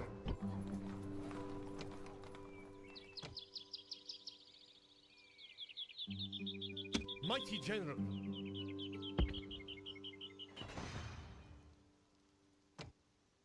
Okay, there you go. I can get normal taxes there. That increases my money. Oh! Yawny yawn! Yawny yawn! Faction destroyed. Olympic game. Ooh, Olympic Games. The Greek Olympics have been held. Okay, let's look. There's no other buildings to build. End turn. And back to yapping. While the games are ticking. Oh my gosh, those guys just defending me over and over and over. Defend. Defend. It's like, you know, what are those guys? What are those guys? Con men. Those weird charlatan salesmen deal for like, hey friend, don't you want this? It's like, no. It's like, but friend, don't you want this thing? It's like, no, I'm not your friend, mate. And they're like, I'm not your mate, friend. No, they're like, actually, I am your mate. And you know what mates do? They accept my deal. They give me order money.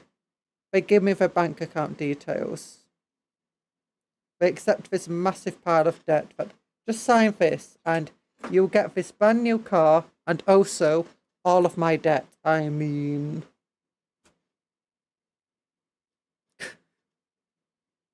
Did you know people actually buy debt? What if it was a dear friend? Oh my, if it was a dear friend, then obviously we'll accept. Well, I'll accept an alliance with a Shikanoko. Shikanoko. I need to watch more Shikanoko. We need to watch more Shikanoko. Yeah, Rome. Oh, it's going through the turns. It's going through the different factions. Holy. Holy. I'm hearing noises like there's been fighting going on.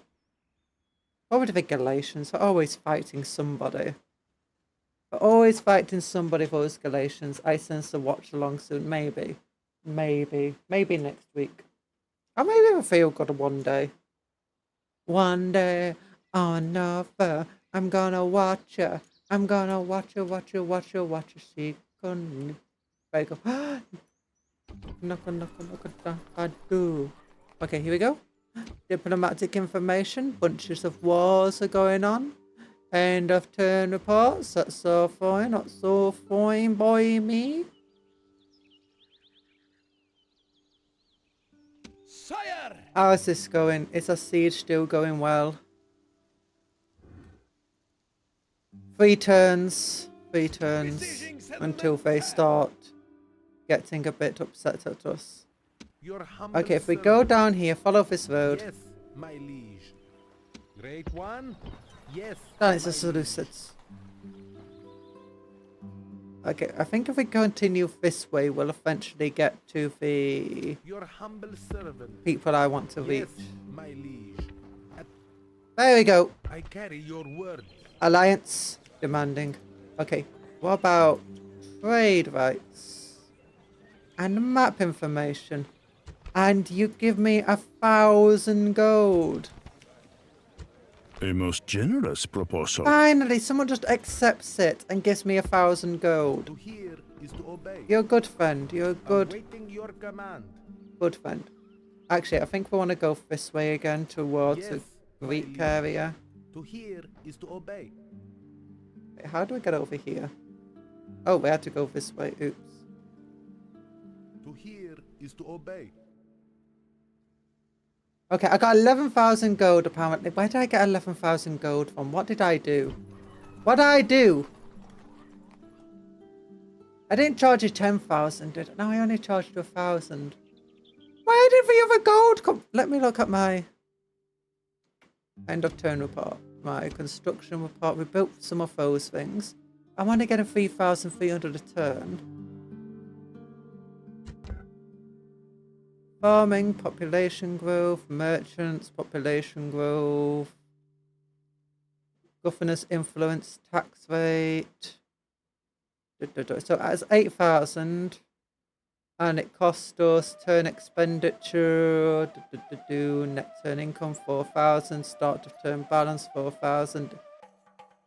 Why did we have 10,000 at the end of a turn?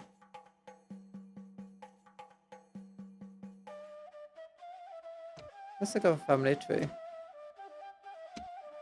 Oh, you're married. It's my non-existence fedora tune. Out of money. I don't know where it came from, but I got money. And it's true. It's true. I got money. I can't hire loads of units because it's just going to put me into debt very quickly. I should build some roads up here, though.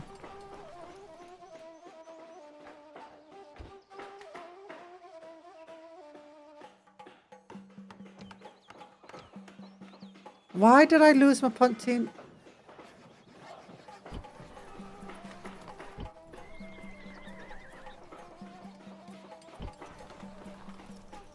What? Okay, I know where the money came from now. Apparently we lost our Pontine recruitment zones for some reason in these towns.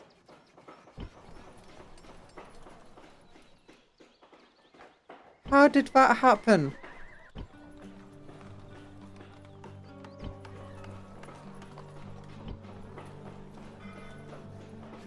What happened? Why did that? Why did that? I'm so confused.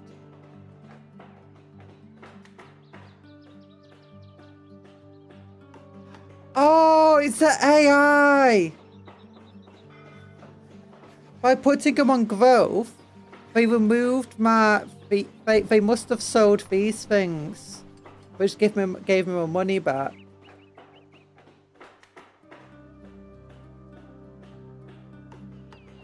So let's look at it.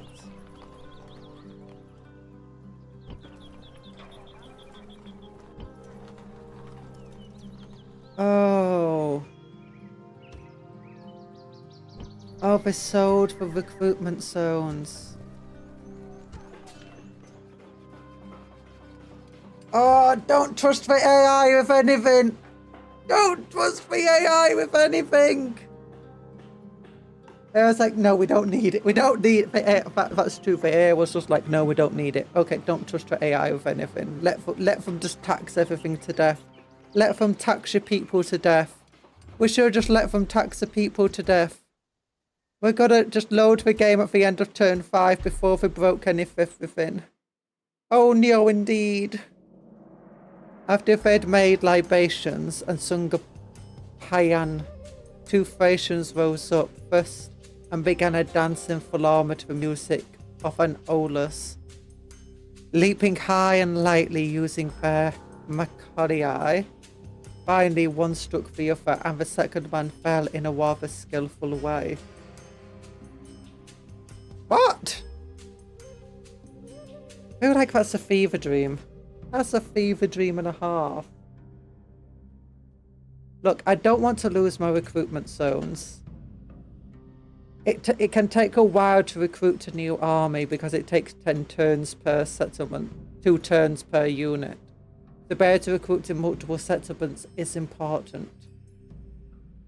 Also, last time I was playing, I was doing relatively well, but I moved most of my forces to the north, and this meant that people thought us weak in the south and started attacking there. So recruiting a new army here is more better than sending all of my military force up that way. So ultimately, we want to go to the AI.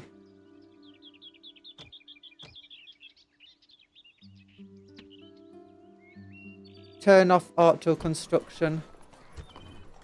Turn off auto construction.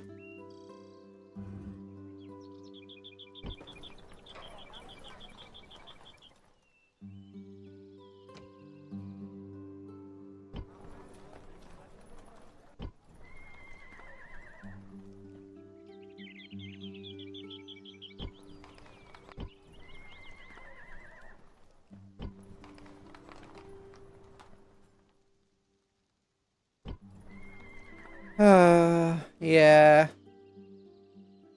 Okay, that's better. I mean, one of the things, if you do really need a lot of money quickly, you can just destroy buildings you don't need. Like if we go over here, what buildings don't you need? Yeah. But equally, it's important to be able to build in various towns because it takes the effort to move units around. I should probably get some spearmen made there. Do we need to slap the AI? I would slap the AI. Give him a slap. If you can slap the AI, slap it good. And now we have to wait for the Ptolemaic Kingdom and the Seleucids to make their turns. And because they have so many settlements and armies, it's going to take them forever. Oh my gosh, Warhammer. Did you know there's a mod to turn this into Warhammer Total War? But if you want it, you have to go into the mod database because obviously Steam doesn't want you downloading it. Or basically the official ways of downloading the mod. It gets banned on it. But it's a Lord of the Rings mod and it seems kind of cool. You can play as dwarves. Oh the god, hello, hi, yeah, oh, how you doing? Hope you're doing well. We're currently just waiting for the fight to be our turn again. And it's going quickly. Oh, it hit Rome. It hit Rome. Rome's doing stuff. But yeah, we're doing well. We're currently doing relatively okay. We're besieging a settlement. The AI is trying to screw us over. Yeah, there's a Lord of the Rings mod for this, and you can play as Lord of the Rings dwarves. But I have to download a special mod that removes the Lord of the Rings music from the mod. Otherwise, I'm gonna get, you know, copyright struck.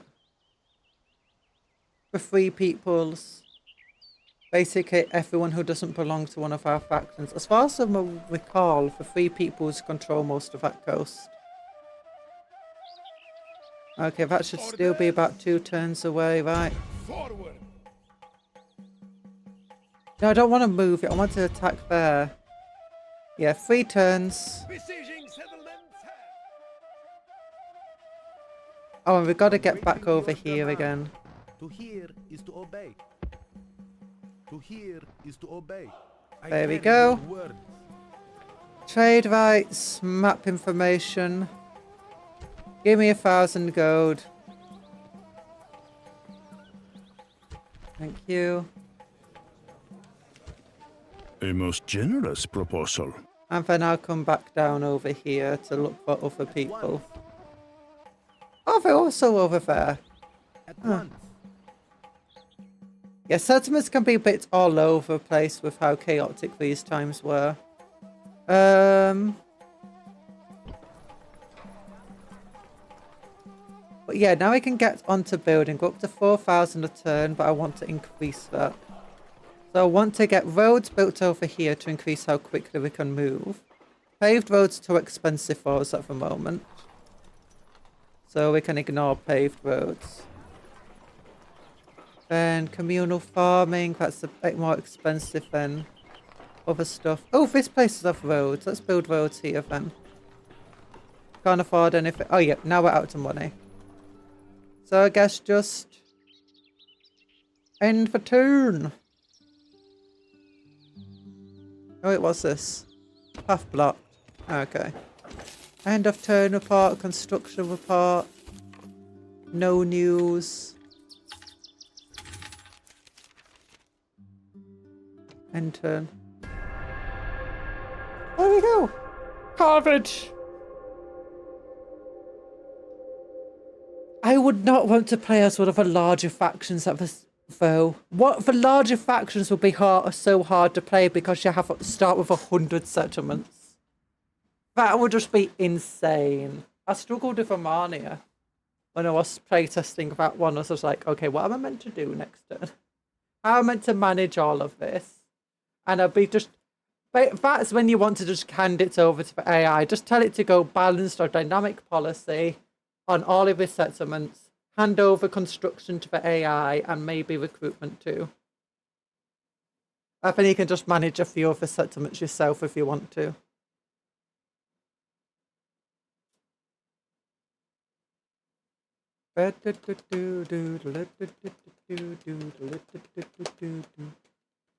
Seleucid Empire. I think the Seleucids are one of the most powerful empires, but they can collapse very easily because they've got a lot of potential enemies around them. And I think they've got some like scripted events that cause them to collapse.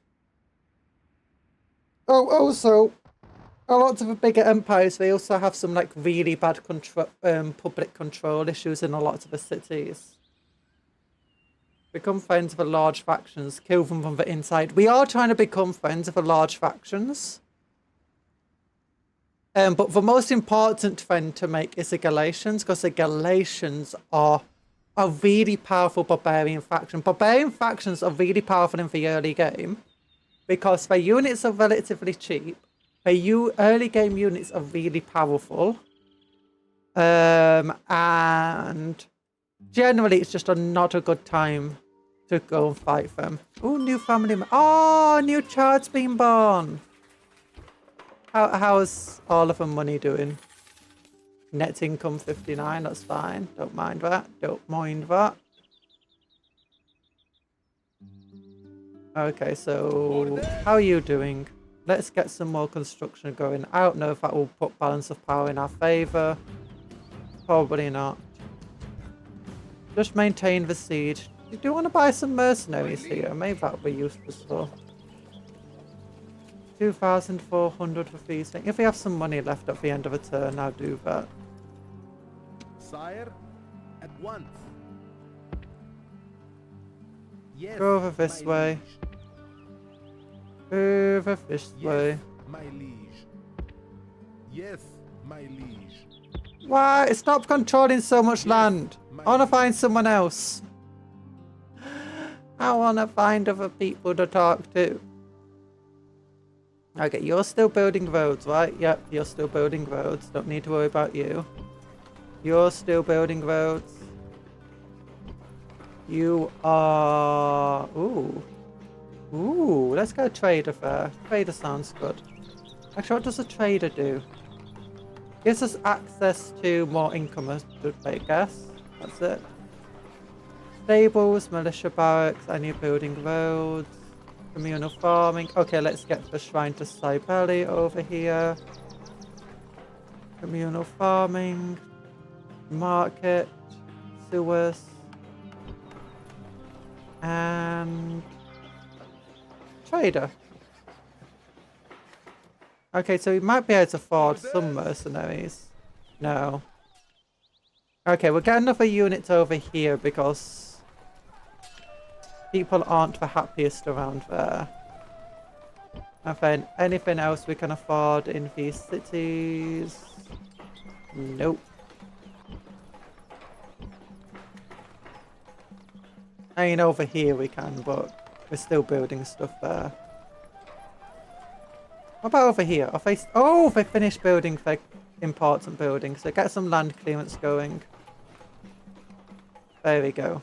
Yeah. Yes, my liege. Iris. Oh, this place is named Iris. Wait, no, it's not. Why has it got Iris there? Celtus, Pontus. Is that like the province it belongs to? Well, why does it have 2 texts? I don't know. What's this? Path blocked. Yeah, your path's always going to be blocked. Fine. Fine. Besieging of that place is going well. I'm just really cowardly when it comes to attacking a fortified settlement because I'm not that good at battling in this game yet. Also, they got some really decent units in there. I don't like having to fight against somebody who's willing to fight to the death. I'd rather just let them come and attack us to try and lift the siege and just force them to strike into a spear wall and get shot at. Use cavalry on the flanks. Bam bam bam do do do do do do do do do. Also, one of the other things, if they attack us and let's say we can't take the city without taking massive casualties, but they have 2 general bodyguard units, if we can kill the general bodyguards in those turns, the general bodyguard units will then disband. Like if we just kill the general himself, sorry, the family member. But the general bodyguard units are also one of the most elite units in the game. So it's very dangerous. Oh, some of those factions are near us. I just noticed then. Of the ones I'm trying to get some trade with.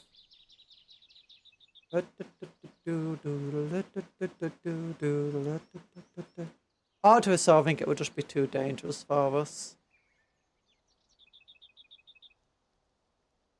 Can't you buy a cannon? No, cannons don't exist yet. I can eventually start getting things like catapults and onagers. Faction leader died. No! Okay, where was this?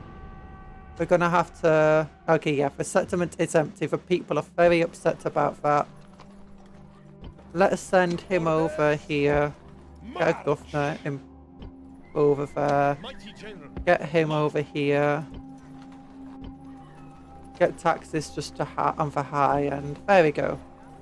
Get taxes normal over here. We need more people being born into a family. New faction leader. Scheming negotiates. Is starving. Why are you starving? Orders. What do you mean you're starving, eh? Wait, is he starving? Is there something happening over here?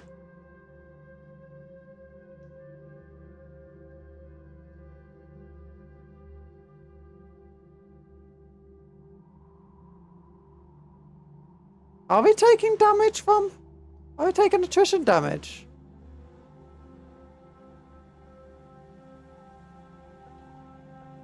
How do I know if I'm taking attrition damage?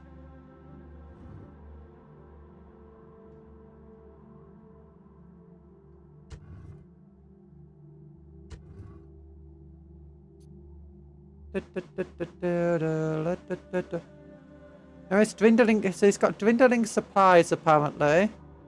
-3 morale.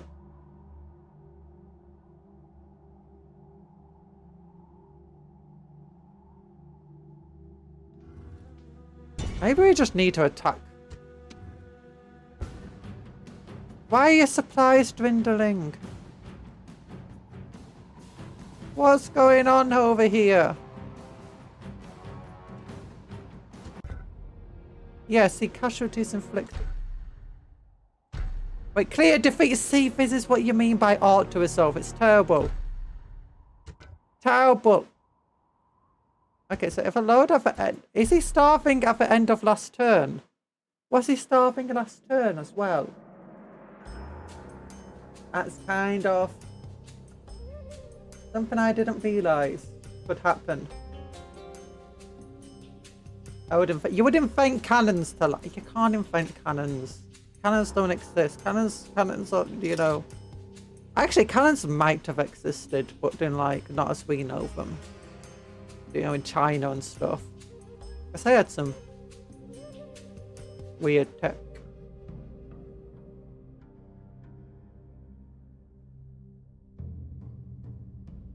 If they had fingerprints, like, thousands of years before even this point, so... Yes, my liege. Yes, my liege. Yes, my liege. You know, when Cupcake says it, it feels a lot more, like, sincere compared to them. So, dude, are you starving? Oh, darn it. There you go. Yeah, we are taking attrition damage. Oh, no. Scheming, belts tightened. So, wait a minute. If I get... I can't move him out of a siege either. So I'm going to actually have to fight for battle. I never do. Let's say art to resolve it. Clear defeat again. Yeah. Load game. Oh no, we're starving. I don't understand this. I don't understand why with suffering attrition. It didn't show any like signs of it. Is this a new mechanic? Is this a mechanic of a mod?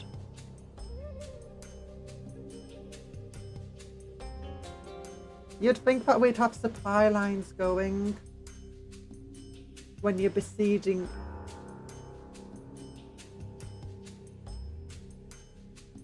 When you're besieging the enemy, you'd think you'd have supply lines going. It's really weird when they add things to the game that makes it impossible to besiege enemies. It's like, we're the ones whose supply lines have been cut off because we're under siege. We're the ones who can get our supply lines here. Unless they got armies running around us, but all of their armies are trapped inside the city, so they can't exactly be raiding our supply lines.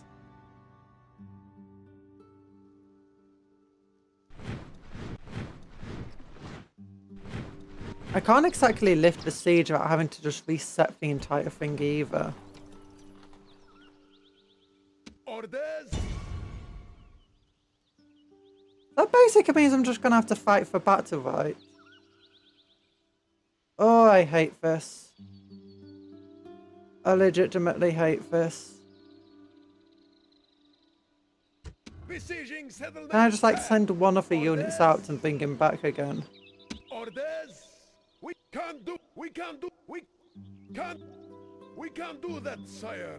Screw you! Just do it. Mighty general. And I could get you to drive a siege. But then this place is going to be empty with no one to... Oh my gosh. Mighty general. Can't exactly pillage. I can't enter a raid stance over here. What's the point of trying to starve out the enemy if I will starve first? Like, if I lift the siege, what will happen? Order. And I can't even move after lifting the siege because I'm too close to them. And if I attack them, I lose all of my equipment and they suddenly have food again. Yeah, so I can't just lift the siege and expect it to be over like that. Besieging settlements have.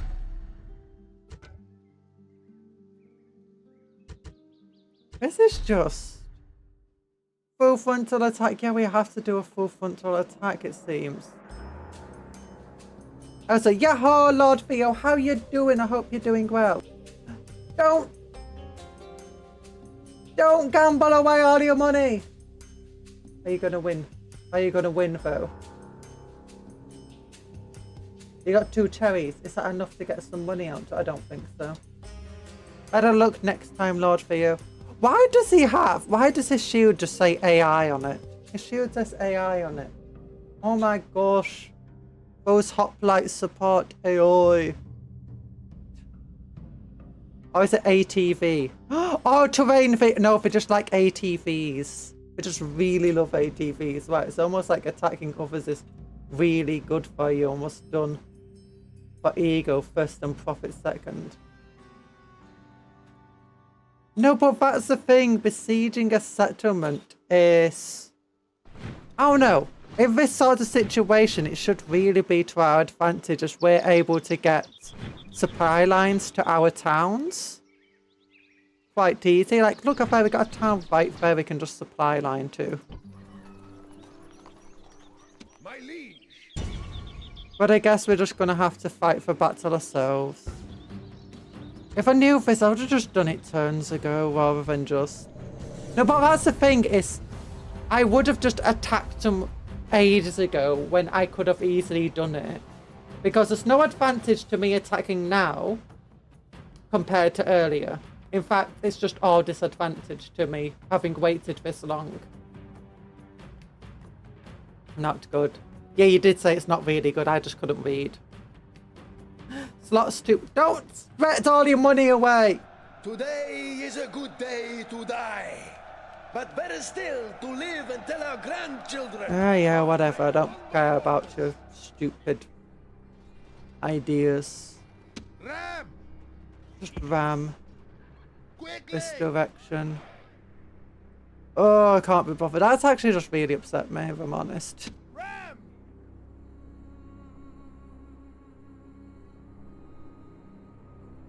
Like, I know it might sound a bit silly, but the thing is, if I knew that besieging them would be worse for me than it would be for them, then you just do attack as soon as you could. You wouldn't wait all this time. It's like, what's the point of waiting?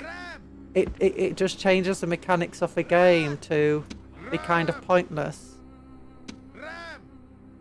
I don't want slingers holding a ram. Just changes the mechanics of the game. What? Just take the ram. What do you have? You have axes. No, I want shield dude. Okay, now axe dude's gonna be fine. You'll be fine. Attack that place. You just drop your ram. Run! Leave the ram! With all haste! Run! You guys just drop the ram. Get into skirmish attacky formation. Archers get in behind them. Horse archers get in behind them. Hurry! Missile! These skirmishers get in over here. Run! Hurry! Cavalry! Cavalry. I don't know, get over there. Doesn't matter too much. Mighty general! And general get in behind. Ram! Ram in position! Ram in position! Ram in position! Infantry! Hurry! Missiles! With all haste! Units! Ram! No, Ram! attack. Attack! I want to just move these guys. There we go. Like that. Okay, all of our armies over here for some reason. Both of the general bodyguard units are.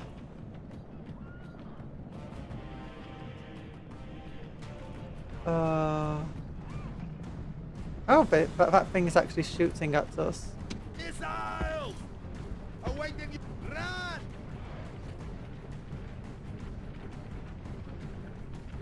Slingers. Missiles! Eventually they're gonna get in range of us. Stand and fight! Just fire normal ammo at the moment. Don't care about. Missiles! Yeah, just shoot them. You got. Oh, you are shooting. Why aren't you shooting? And the battling ram are Why are you running away? Now comes the test of their courage. Your soldiers have brought the ram to the gates. Missiles! Are you shooting? Okay, we're shooting some shots. Nah, they shot some guy.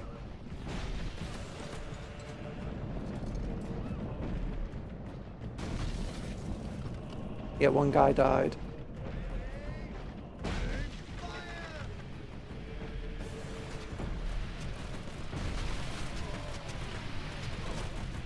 Yeah, there's no point doing fire shots, it just uses more ammo. And it would set fire to the buildings. I don't really care for setting fire to the buildings right now.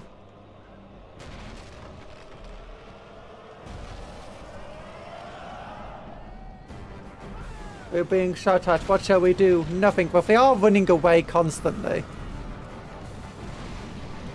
Oh, look at how many dead we just suffered then. Ooh. Ah, now we just ran into the middle of a javelin man unit. The There we battling go. ram has done its work. Your soldiers have broken the enemy gate. Enemy gate is breached, and now the slingers and spearmen are firing into that unit. We're gonna wait until the other walls have collapsed before we charge right in. Just let better ranged units take care of their ranged units a little bit.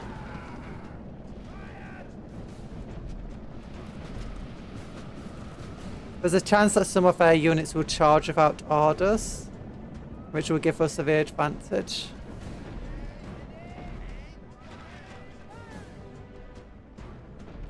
If we can move in from multiple directions, it'll be useful for us. The enemy walls are breached. Like you're shooting pool noodles at them. Yeah, there's some spearmen. We're just gonna get shot to pieces.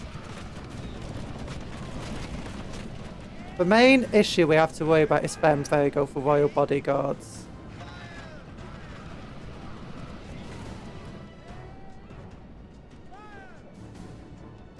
A moment. Cavalry!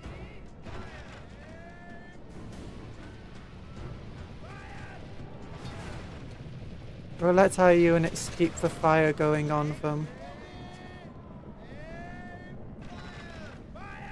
We just don't want to get ourselves into a position where once we land in, we're just going to be flanked constantly. Ours do tend to do nothing when you suck at warbows and like other nations. I don't suck at warbows! Look at the Geoff, look at how many we've killed already. We got so many dead people here.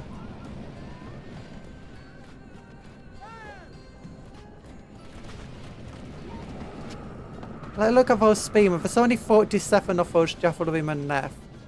Look at how many we've lost so far. Look at all these dead people due to our bows and slingers. And look at these guys just dying here.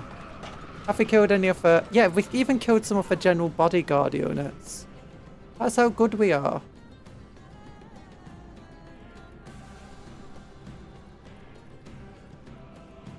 Okay, looks like with these 3 units, I'm gonna push them in like this. Move these units further forward like that. This unit back to here. Your men have taken the walls. And Now this the way unit your victory to is clear. here. Quickly! Missiles! Move! Move! Missiles! Units! Cavalry! Mighty General! Hurry! Cavalry! Right, get the skirmisher cavalry over. Move! Okay, so they're just gonna... Infantry! Hurry! Infantry! Run! Okay, see, yeah, our units are just tearing them apart there. Cavalry! Yeah. And now for running through our unit as the spearmen are gonna hold against them. Infantry! Infantry! Infantry!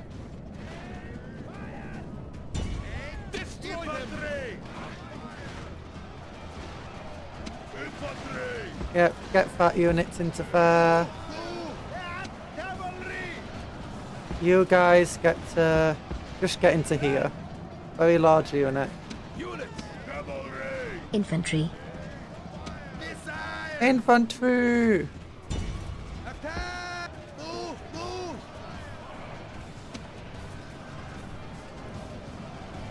Yeah, you got javelin over there. Go and attack them. Cavalry! Oh my gosh, a cavalry unit's just. It's because it's so large it can't actually form into a normal unit here. Get over there actually, that'll be easiest for you. Actually no, get over here.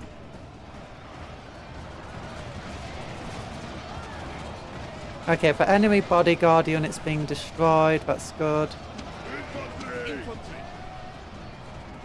That unit's being shot to pieces. Javelrymen, shoot them! Okay, so friendly fire might be getting some of our units, but their slingers and bodyguards are being... They are fighting spearmen. Units! In a way that should not be that good for them. Yeah, javelrymen just destroyed their javelrymen. Attack! Go and attack that cavalry. Go up there. What's that unit there? One spearman's left alive. Yeah, see, they fight to the death in the towns. Which is not that good. Oh, stop firing at will. Just Stand and fight! Cease fire! Just get that way. Run! There you go, get over that way.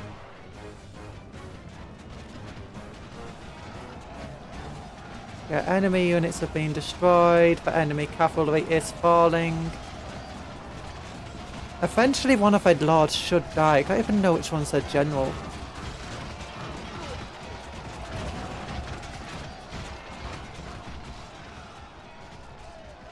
Okay, are guys out of ammo? No, they're not out of ammo. Maybe I just can't see properly. You guys get here, I suppose. All haste! Cavalry! Missiles! Yeah, cavalry just charge over there. Don't skirmish. Missiles! Okay, shoot them.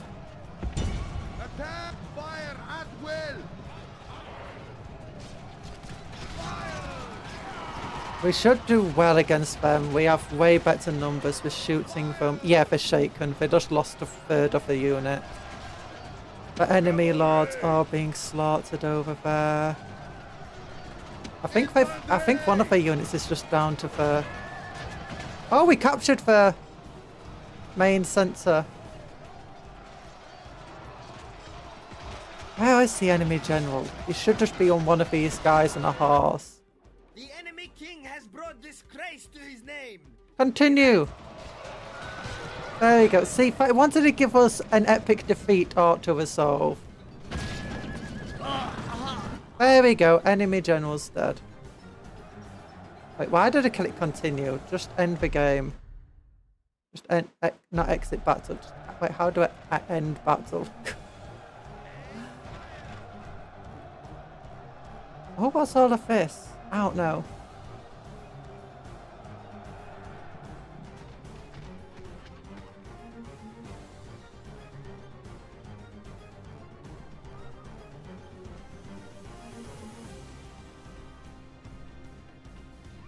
Cavalry! Attack! There's one left. Get him. Oh yeah, it's really weird fighting around here. Like you'd think that this entire area would count as open, but it doesn't. And there is nothing the enemy can do You've but clearly run. won the battle. Yeah, I know we've clearly won the battle. We didn't even lose that many casualties. We lost 161. compared to 1,000 it said we would lose. And we got a clear victory. And we killed every single one of them. Oh, it was also slingers.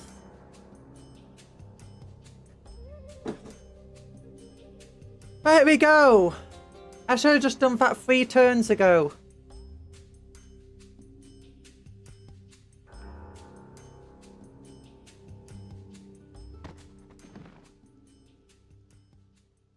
I'm always scared of going into battles though.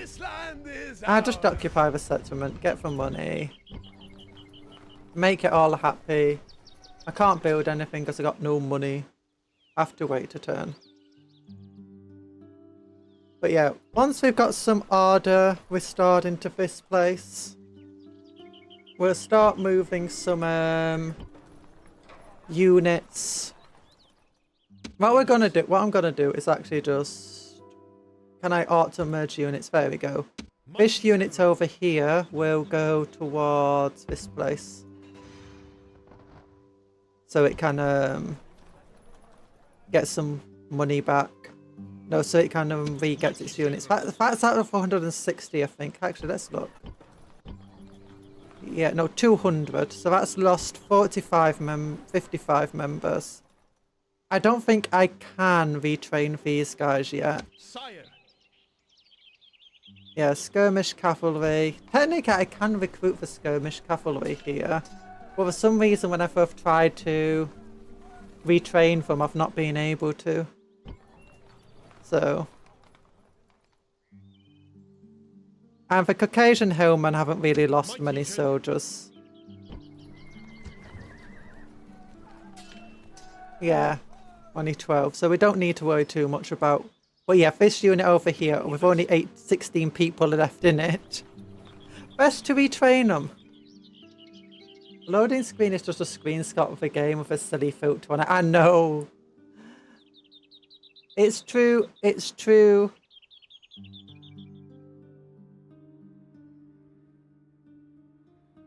Hey, can you move at all? Wait, are you stuck between two towns?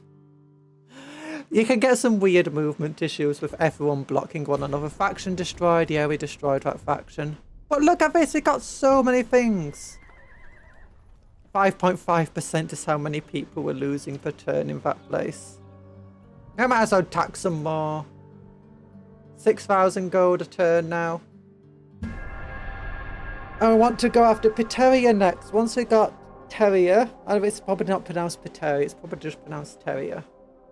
But once we got Terrier on our side, we're going to move our forces up north to the coast and try capturing as much of the coast as we can.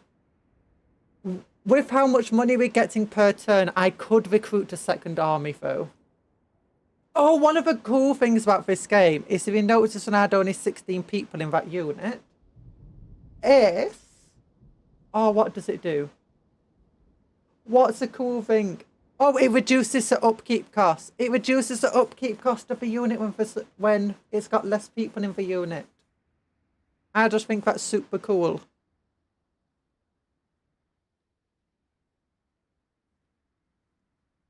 We might want to get another diplomat to start trying to talk to people around us on to our east. We got someone trying to talk to them on our west and our south, but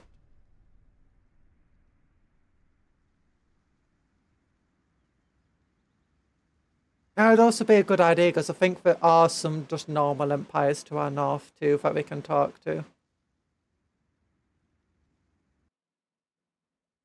6,000 a turn now is not bad. Not bad at all. First thing I want to do though, put some funding here and get some roads.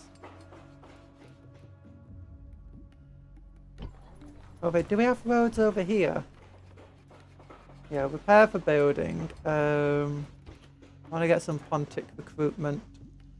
Get you over here, and we can retrain the unit. That's the legitimately the only way to get people back. Okay, how's this place doing? It's doing okay. Let's leave a group of slingers behind. If we leave just a group of slingers behind, what happens to the... Okay, yeah, we need to... I think we need to stay here for just a little longer. Get things sorted out. Can't recruit any units over here. Actually, I can recruit some units here. But I don't have the money for them. Yes, mighty lord. Yes, my liege. Ooh, diplomat. Oh, you're a carry diplomat. your Oh, word. siege. Alliance. Trade rights. Map information. Give me money. Give me money. Ooh, tactical diplomat. Iranian heritage. Diplomatic talent. Fresh-faced diplomat. Been with us some months now. Villager, hello villager, long time no see. How you doing? We're currently winning. Oh my gosh, we got a boundless faction treasury. We've got 231 gold. A most generous proposal. Yeah. Yes, my liege. Okay, now I just need to figure out who else is where Is else. to obey. To hear is to obey. I guess I sieges. That's more Seleucid places. At once. That's more of them. Yes, mighty lord. I'll just get between you two guys. Let's get down here. My liege. And then back up there. There you go, out of movement. When we have 1,000 gold, I would use that gold to instead recruit a diplomat over here. Yeah. Yeah. And then what's happening over here? Path block, a worthy life ends. Oh, for governor off row. A governor. Oh my gosh, I need someone over here quick.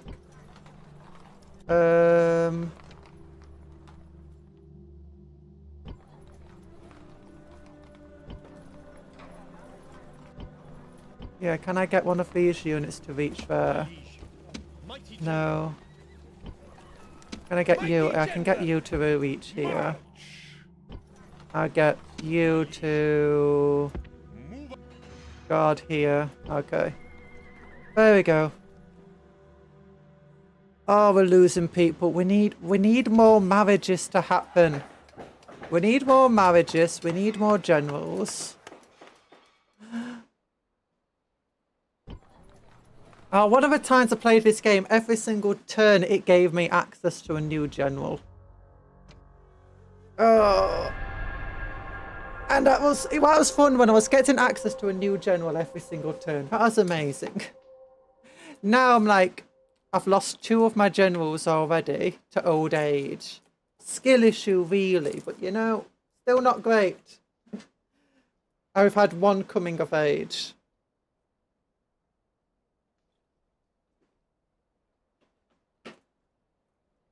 Ecco briga. Ecco briga. But yeah, now we can start looking at readjusting our armies. I don't know how many soldiers are going to have to leave behind. We can recruit some more soldiers down here in Tyron. We're going to have to be careful about how much we recruit for, because every time you want to recruit soldiers, it actually eats into the population. So the more soldiers you recruit from one city, the smaller the city actually becomes. The Mauryan Empire. It looks like a diplomat's coming to talk. There's also another diplomat up there, but they just walked right past us. Oh wait, no, he decided he didn't want to talk to us. Never mind. Or he tried to talk to us and realised, oh yes, here we go. Suitable husband. He's bright, he's magnetic, he's reliable, he's friendly, he's well supplied, he's an adult, he's a confident commander, he's a blooded commander. Oh. And he's of Messiah heritage. I accept. I need this person in my life. I need you. Okay, where are you? Where did you come into my life? here. My liege. Okay, you go and lead this city.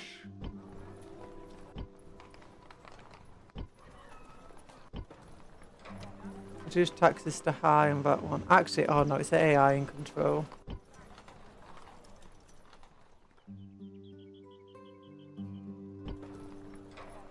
And get taxes very high and still have growth here. And get taxes very high, but people will be upset at me. Over here, let's... I'll try lowering taxes, but I can't. Normal, that's fine. Okay, and it's starting to even out over here. With how people are feeling. Mighty general. This unit has recovered its losses. That's good. Mighty general. Sire, my liege. Let's leave some skirmishers and see. Forward. No, they still don't like being left with so few units.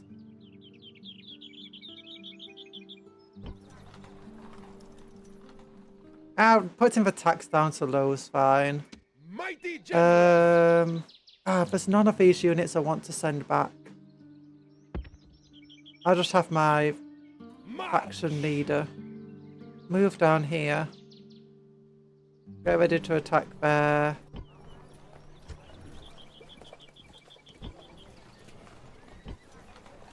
Okay, and I'll start recruiting a Galatian slinger.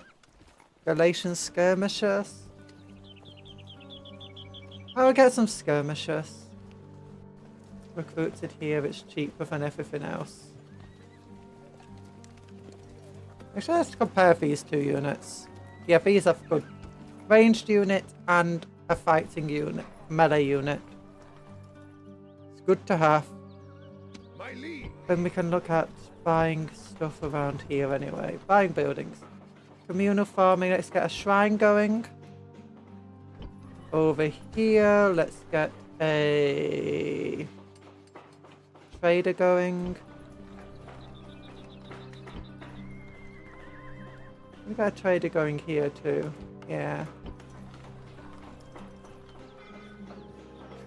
That's the market. Can't afford anything. Communal farm, market. Communal farm, market. Okay, so everywhere's got built up to a certain minimum level now. I think it's a good idea now then to start recruiting some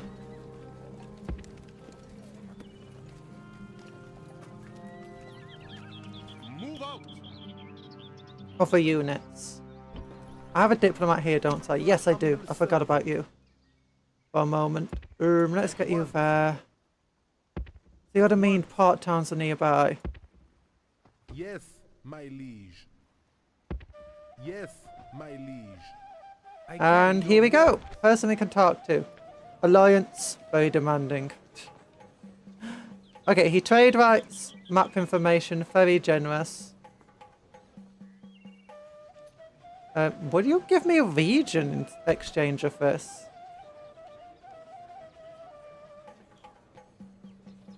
Give me a region.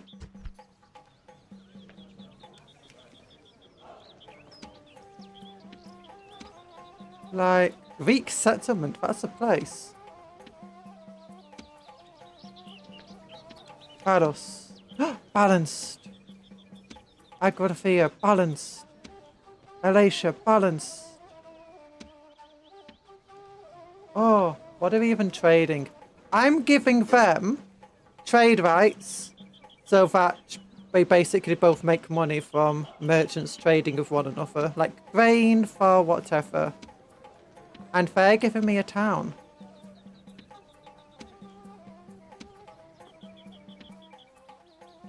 Oh my gosh, why do you have so many towns?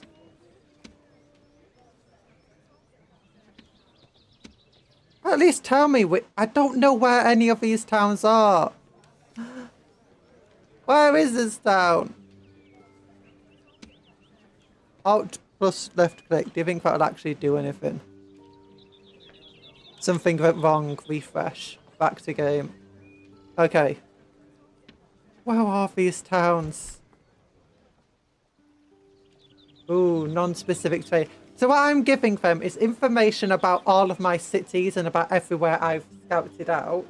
So like my cities, ally cities, cities that have been told to me or I found on the map. And trade rights, which gives some it's nondescript trading. What does it say here? Offered to boost trade with Greek cities. Yeah. Apparently they're much, much stronger than us. At least they didn't crash, yep. So what's this town code? Kotoyor. I think there's one that they own around here. Can I, like... Can I get you just to step out of the city for a little bit? Like to here. Forward.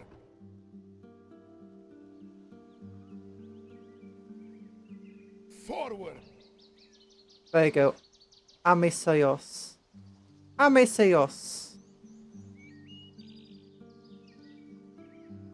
Okay, so we know that one. Awaiting your command. I carry your word. So trade rights, map information.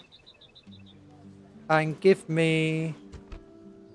Wait, oh, what's that one called again? I think it begins with T.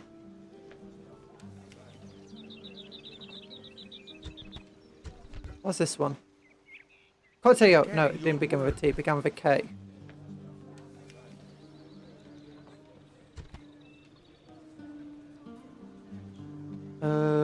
This one. Nope, they don't want that one. What about the other one? Is it this one? Yeah, that one. Why is that very demanding? Literally, it's about to rebel on you. That wouldn't be demanding at all. Give me that thing. Okay, what about this? I know one of these is balanced. Give me Feros. Would you consider... Trade rights, give follows, map information, give us 1,160. I don't even know where Felos is. I'll give you regular tribute of 10 for 12 turns. Is that good enough? No, 13 turns. Wait, 10 wouldn't be enough. It would have to be 100, wouldn't it? But maybe this would be enough. Would you consider... 650. We lowered it to 630. You know what? Our thanks. Going to invade London. And Londinium is a place, I believe, one of the locations on the game. So maybe. Okay, where's Feros? Where's Feros? Where's Feros? Feros? Feros? Feros!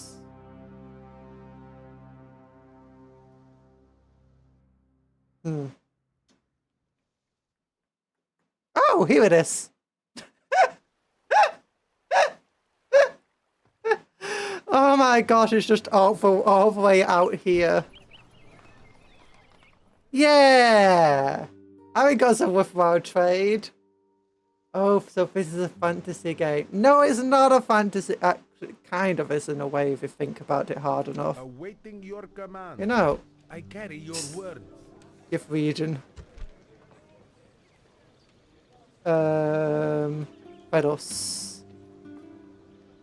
It's very demanding. Offering to give them this back, very demanding. Oh.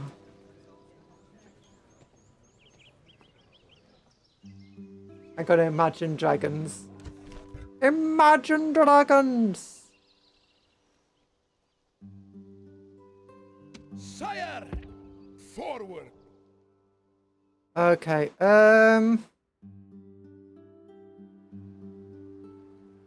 Your humble servant. do you think if we trade for Galatians, they'll be willing to give us a settlement in exchange for Feros? At once. The Seleucids, do you wanna give region? Feros. Very demanding. No one wants Feros. Why did I do this? I paid for this settlement. To hear is to obey. To hear is to obey. Your humble servant. At once. At once. Oh, waking up to ash and dust. Waken. Oh, it says Italy here. Who are you? You want fellas? And it gave us a bunch of new units. Maybe we should just take these units, right? You know what I could do? Lower taxes to low. Is delete every single building in this settlement and just like take all the money from it. And just leave it to a bell or collapse. Yeah, that would work right. Your humble servant. At And who once. else is existing along this coast? At once. To hear is to obey. Greek city-states. Yeah, further Greek city-states. Sire, I carry your word. Alliance with Torpesus.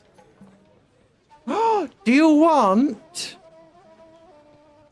I got a nice region over here. Oh, very demanding. No one wants it. No one wants it. Map information. Trade rights. Give me gold. Give me gold in my pocket. Gold in my pocket. Make offer. A most generous proposal. I knew you'd see the right way. One wasn't built in a day, but it can be invaded in a day. It can. Could just do some start of land exploitation. Okay, so we're very close to Rome. We just build an army over here. What's this 2 stars about? Oh, that's a 2-star naval unit. And I did say I wanted a coastal town, so...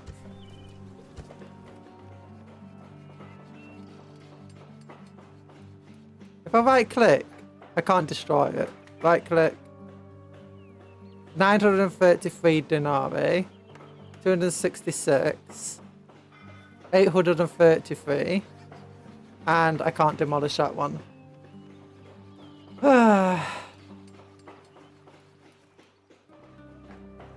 I imagine these guys would never attack me, right? We don't have any walls. I don't think that's a bad thing, not having walls, right? Never be seen as a bad thing.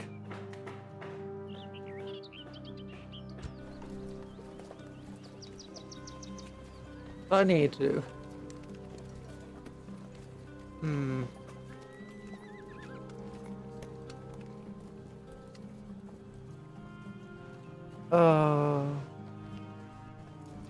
It makes us 399 a turn. This is well worth it. Well worth it. How much does it cost to upkeep this place? 500, 900, 1400, 1800, 2200.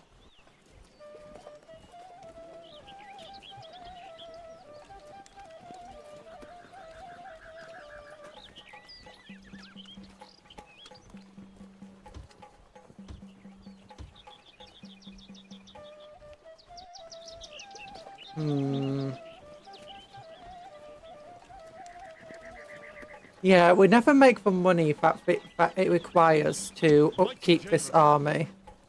Because it costs us, yeah, 2,000, 3,500 just to maintain an army over here. Mighty general.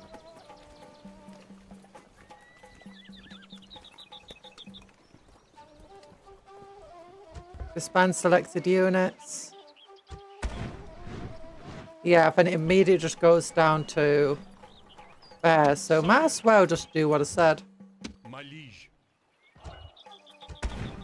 Just disband all those units. Then demolish all these buildings. Take the money from it.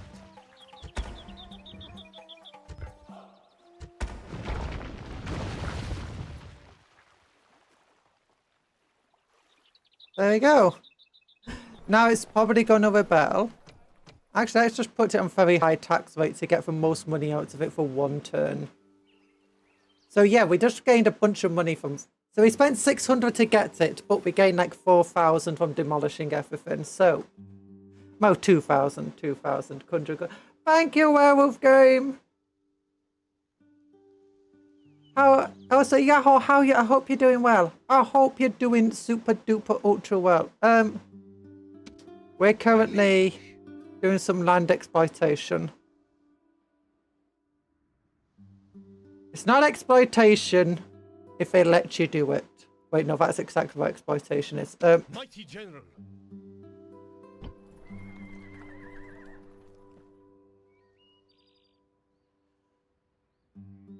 So you have to go now. Thanks for going to the stream to learn. It's nice having you. Oh my gosh, it is actually gets into that time, isn't it? Path blocked, that's fine. So we're doing relatively well. We've expanded our empire by 3 whole towns. Learned a lot of stuff about the game.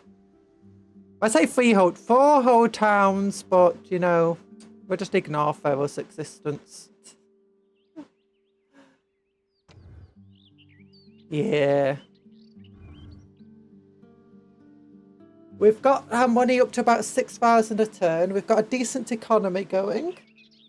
You well. Hope it goes well for you. Thank you. Ooh. Let's look at things we can build then. Building that. Oh, not building anything here. We could build sewers. We could get sewers. Come on, land clearance. Communal farming. Upgrade our temples. Don't need to upgrade temples. What is that on about? Paved roads. Yeah, maybe sewers would be a good idea. If this is our capital, let's get some sewers in our capital. That'll make people happy. And over here, let's get some... And it just lower our tax income, so let's get some more communal farming. We do some stuff just to keep the people happy, and some stuff just to keep me happy with money. Cupcake gonna throw... I'm gonna throw hands! Yay! Save game. Actually, get rid of exclamation mark. Save game! Succeeded. Okay, there we go. So here we go. We've expanded our military a tiny little bit. Oh, wait a minute, we got some money, I guess, to do more building. Right. More communal farming. Yeah, more communal farming. Maybe we shouldn't do more communal farming. Maybe we should actually be looking at getting more units now. Like these light spearmen over here. Because as I said, we need to start recruiting another army up here so that we can retain our army in the south to deter... Basically, if they don't see an army regularly enough, your neighbours, they'll start viewing you as weak and want to attack you. But if you just have a decent-sized army along your borders, just moving around, they'll just be like, okay, I don't want to attack them. So if you move all your forces up north to do a massive campaign, you'll start being attacked in the south. So you need to have some forces down here, some forces up here. We're not being attacked from the north, mind you, because quite literally there is no one in the north who is capable of attacking us. Yeah. Attack to learn. Save game. Save game. I might do a little bit off stream, just, you know, fixing things up. But yeah, this is a really fun game, guys. I hope you've enjoyed it too, because I'm having fun. I'm having a fun blast of the past. I am. Like, seriously, this is a game I played all the time as a kid. All the time. I loved it. I loved it. I also might, depending how I'm feeling later, about 5, 6 or 6, I'll be maybe doing a members only stream or just a just a gorilla stream, I don't know. Nightblade, I just remembered for one BBC I just remembered that BBC once produced a game show called Time Commanders in the early 2000s that used Rome Total War as an important part of the show. They did? Oh my gosh, I need to look that up. I've never heard of that before. Well, thank you for that information, Night. I'm going to Google it. Let me Google. Time Commanders. Oh my gosh, it is a game show. You're not lying. Oh my gosh, you aren't lying. Time Commanders is a technological game show that originally aired on BBC Two for 2 whole years. Hosting Eddie, I don't know who. Richard Hammond was one of the hosts. Richard Hammond hosts the series. Oh my gosh. How did I not know about this? Oh, and it came back in 2016 for a 3-part special with Greg. Who's Greg Wallace? I've heard the name before. I still don't know you. I opened this Wikipedia and I still don't know him. Okay, after brief introduction. Wait, so in the first 2 series, teams of 4 contestants directed opposite forces. The teams are unfamiliar with computer games to make sure their gaming skills do not influence their success. In the 2016 revival, 2 teams of 3 controlled opposing factions. For example, one team would play as Carthage and the other as Rome.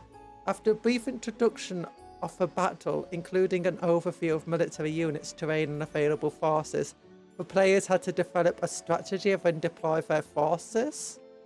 2 of the players are selected as generals who direct the battle and had access to a strategic map. In 2016 revival, only 1 player was selected as a general. The other 2 players were designated lieutenants in the first series and captains for the second series. The units were indirectly controlled by the lieutenants. Oh my gosh.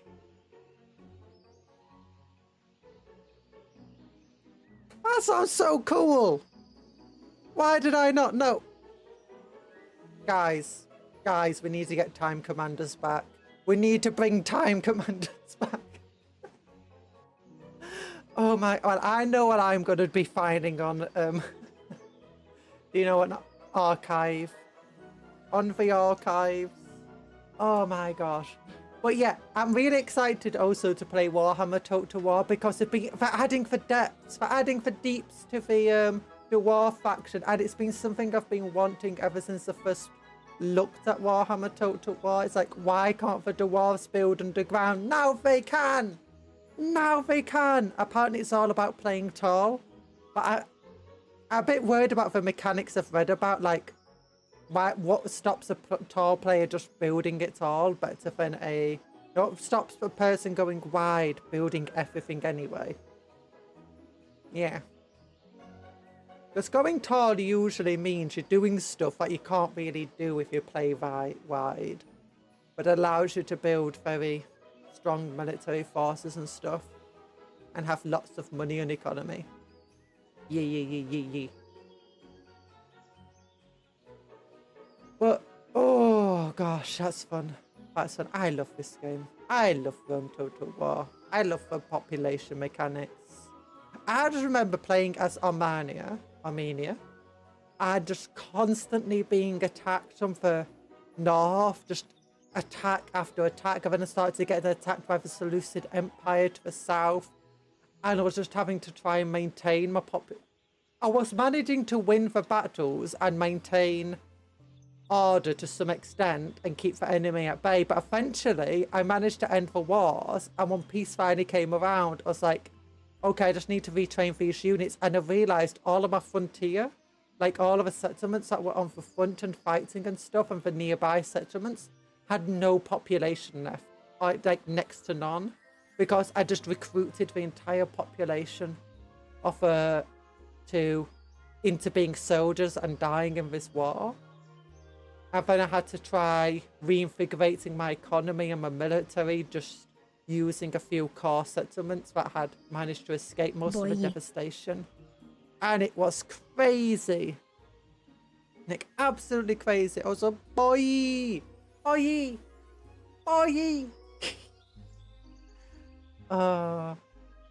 But it was crazy fighting those wars. And then eventually they attacked again, and I'm like, oh my gosh, I have not recovered quickly enough for this war. So when they attacked again, I instead decided to go on the offensive. Because they declared war, but they didn't have actually that much military nearby. And the main reason I think they attacked is because all of my military forces in the center of my empire where they couldn't see them. So I managed to go onto a direct assault against the Seleucids, take a couple of towns, but then I found the towns that I was taking from just had no population either, because obviously they had emptied their border towns to fund their war against me, and they had been losing more soldiers. But they could continue to fund the war against me since they had a massive empire, and they could just instead empty other towns, and eventually pushed me into losing that campaign. Well, I don't think I'd actually lost. I eventually just gave up on the campaign. I was like, yep, I'm not going to... I don't know how to get out of this position I'm in. But I just loved that. I loved the fact that sometimes you'll just be so limited by your population. And when I was playing as the Arab group, I can't remember the name, but they were mostly a nomadic trading group. So while I did manage to get hold of towns and so on, everything was super low population. We had extraordinary amounts of money because of all the trade we had and connections. And just that's how we're meant to go. We're meant to be extremely wealthy. But the issue was I just didn't have a population to fund any sorts of proper campaigns in any decent regard. So I ended up just having to fight against smaller factions that didn't have a military or weren't prepared for a war with me, and tried to fight them in very skirmishy guerrilla type tactics, just pushing them in the back. So I fought wars and won battles with very few casualties. You also could not resolve battles with your own army doing that though. Because, oh my gosh, the Arab units were so... They have no armor. You got really, really good cavalry, and your cavalry can hold you out for lots of it, but you still need your infantry, and your infantry absolutely suck. And auto assault would... Well, they don't suck, they're actually really good if you know how to use them. But auto assault would just wipe them out. Like, I've got 1,000 troops here. And it's like, oh, I'm just going to fight one enemy unit. Well, apparently he's going to kill 5,000 of my 1,000 troops. No, you just wiped out too much of your infantry and you couldn't afford it population-wise. So you then have to, like, really hassle them with your cavalry, then get in with your infantry. Make sure that your infantry is not going to fight against anything that's too elite of theirs. Or if you are, that the odds are really stacked in your favour. Yeah. Yeah, boy. Yeah, boy. Yeah, boy. Oh my gosh, Cupcake was a silly. You're a silly kitty. You're a silly kitty. You're not a silly kitty. You're a silly cupcake. You're a silly cupcake turtle. Do you know what I'm going to do? I'm going to do a battle royale in this last thing. Battle royale 2,500. It's a boy battle royale. There we go. They're going down. They're going in. Oh my gosh. The battle royale is starting. Everyone's landed. And they're fighting. How am I doing? I'm doing well. I'm battering. Oh no, I'm actually taking... Oh, I healed up somehow. Oh no, I'm like low health. I'm low health. My health... I got the health kit. Ha, take out Lord Theo. Oh, Lord Theo's got a health kit now. Time for the boy battle royale. Yeah. You're not even... Oh, I just got killed. The mongoose killed me. Oh, the mongoose just got healed up. John's running away from Elite Trainer. John killed Elite Vote. Oh my gosh. Surprise. That's the upset of a battle. And now it's Captain Price versus Mongoose. They both have a similar amount of health. Who can win? There's one health kit behind Captain Price. Oh, Mongoose is going after the health kit. Captain Price see for health kit. Mongoose has all the advantage, but can Captain Price get a crit in? Ooh, that trade of blows into Captain Price's favour. You're the first one to die. Oh no. Oh, that was both of them took damage, but all in all, Mongoose still has a health advantage. And Mongoose got that last crit in. He won. He won. Mongoose has 2,500 sprinkles directly deposited into his bank account. Yeah. Boom, ba-da, boom, ba-dum, dum, ba-da-da-da-da, boom, ba-da, boom, da-dun, dun, ba-da-da-da, bum, ba-da-da. Why am I singing? You have 2,191 sprinkles. Are you gonna bet it all? Are you gonna bet it all on the slot machines? Bet 2,191. Okay, let's watch this slot machine. Let's see how well it's gonna do. Oh, it's got 2 sevens. That's lucky. That's lucky. Start to do 2 sevens of a machine. And oh, he missed it. Not even close. You lost all his sprinkles.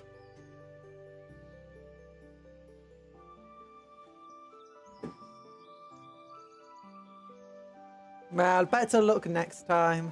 I've just realized something. We haven't bombed Clan yet. Oh yeah, the bomb is actually in the game. I did add the bomb to the game. So if you want to use the bomb command, you can. There you go. I just dropped a piece of Warhammer. I was playing with it. There it is. I don't know if you can direct the bombs. Bomb costs 10. You spent your sprinkles. You spent your sprinkles. Oh, but Albertronic can bomb him. Oh, you got me in that bomb too. Oh, and Tony the Tanuki.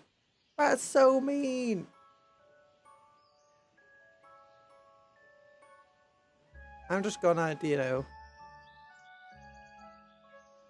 bomb Albertronic. There you go. That's for bombing me.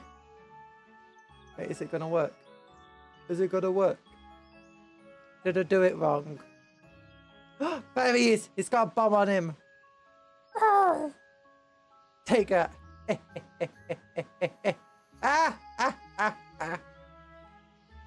I'm so mean. Well, there we go. 07. 07 indeed. But anyway, I hope you all had fun today. I hope you enjoyed the stream as much as I did. Seems people did. Yeah.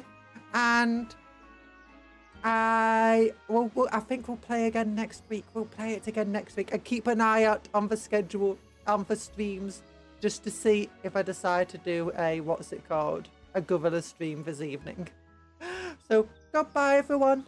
Good luck. And have fun. Remember, dream of cupcakes. But remember, don't eat them for friends, not food. Eat good food, sleep well, work hard, play harder, all of that good stuff. Love you all. Yeah, you're being bombed, Alan. Bye-bye.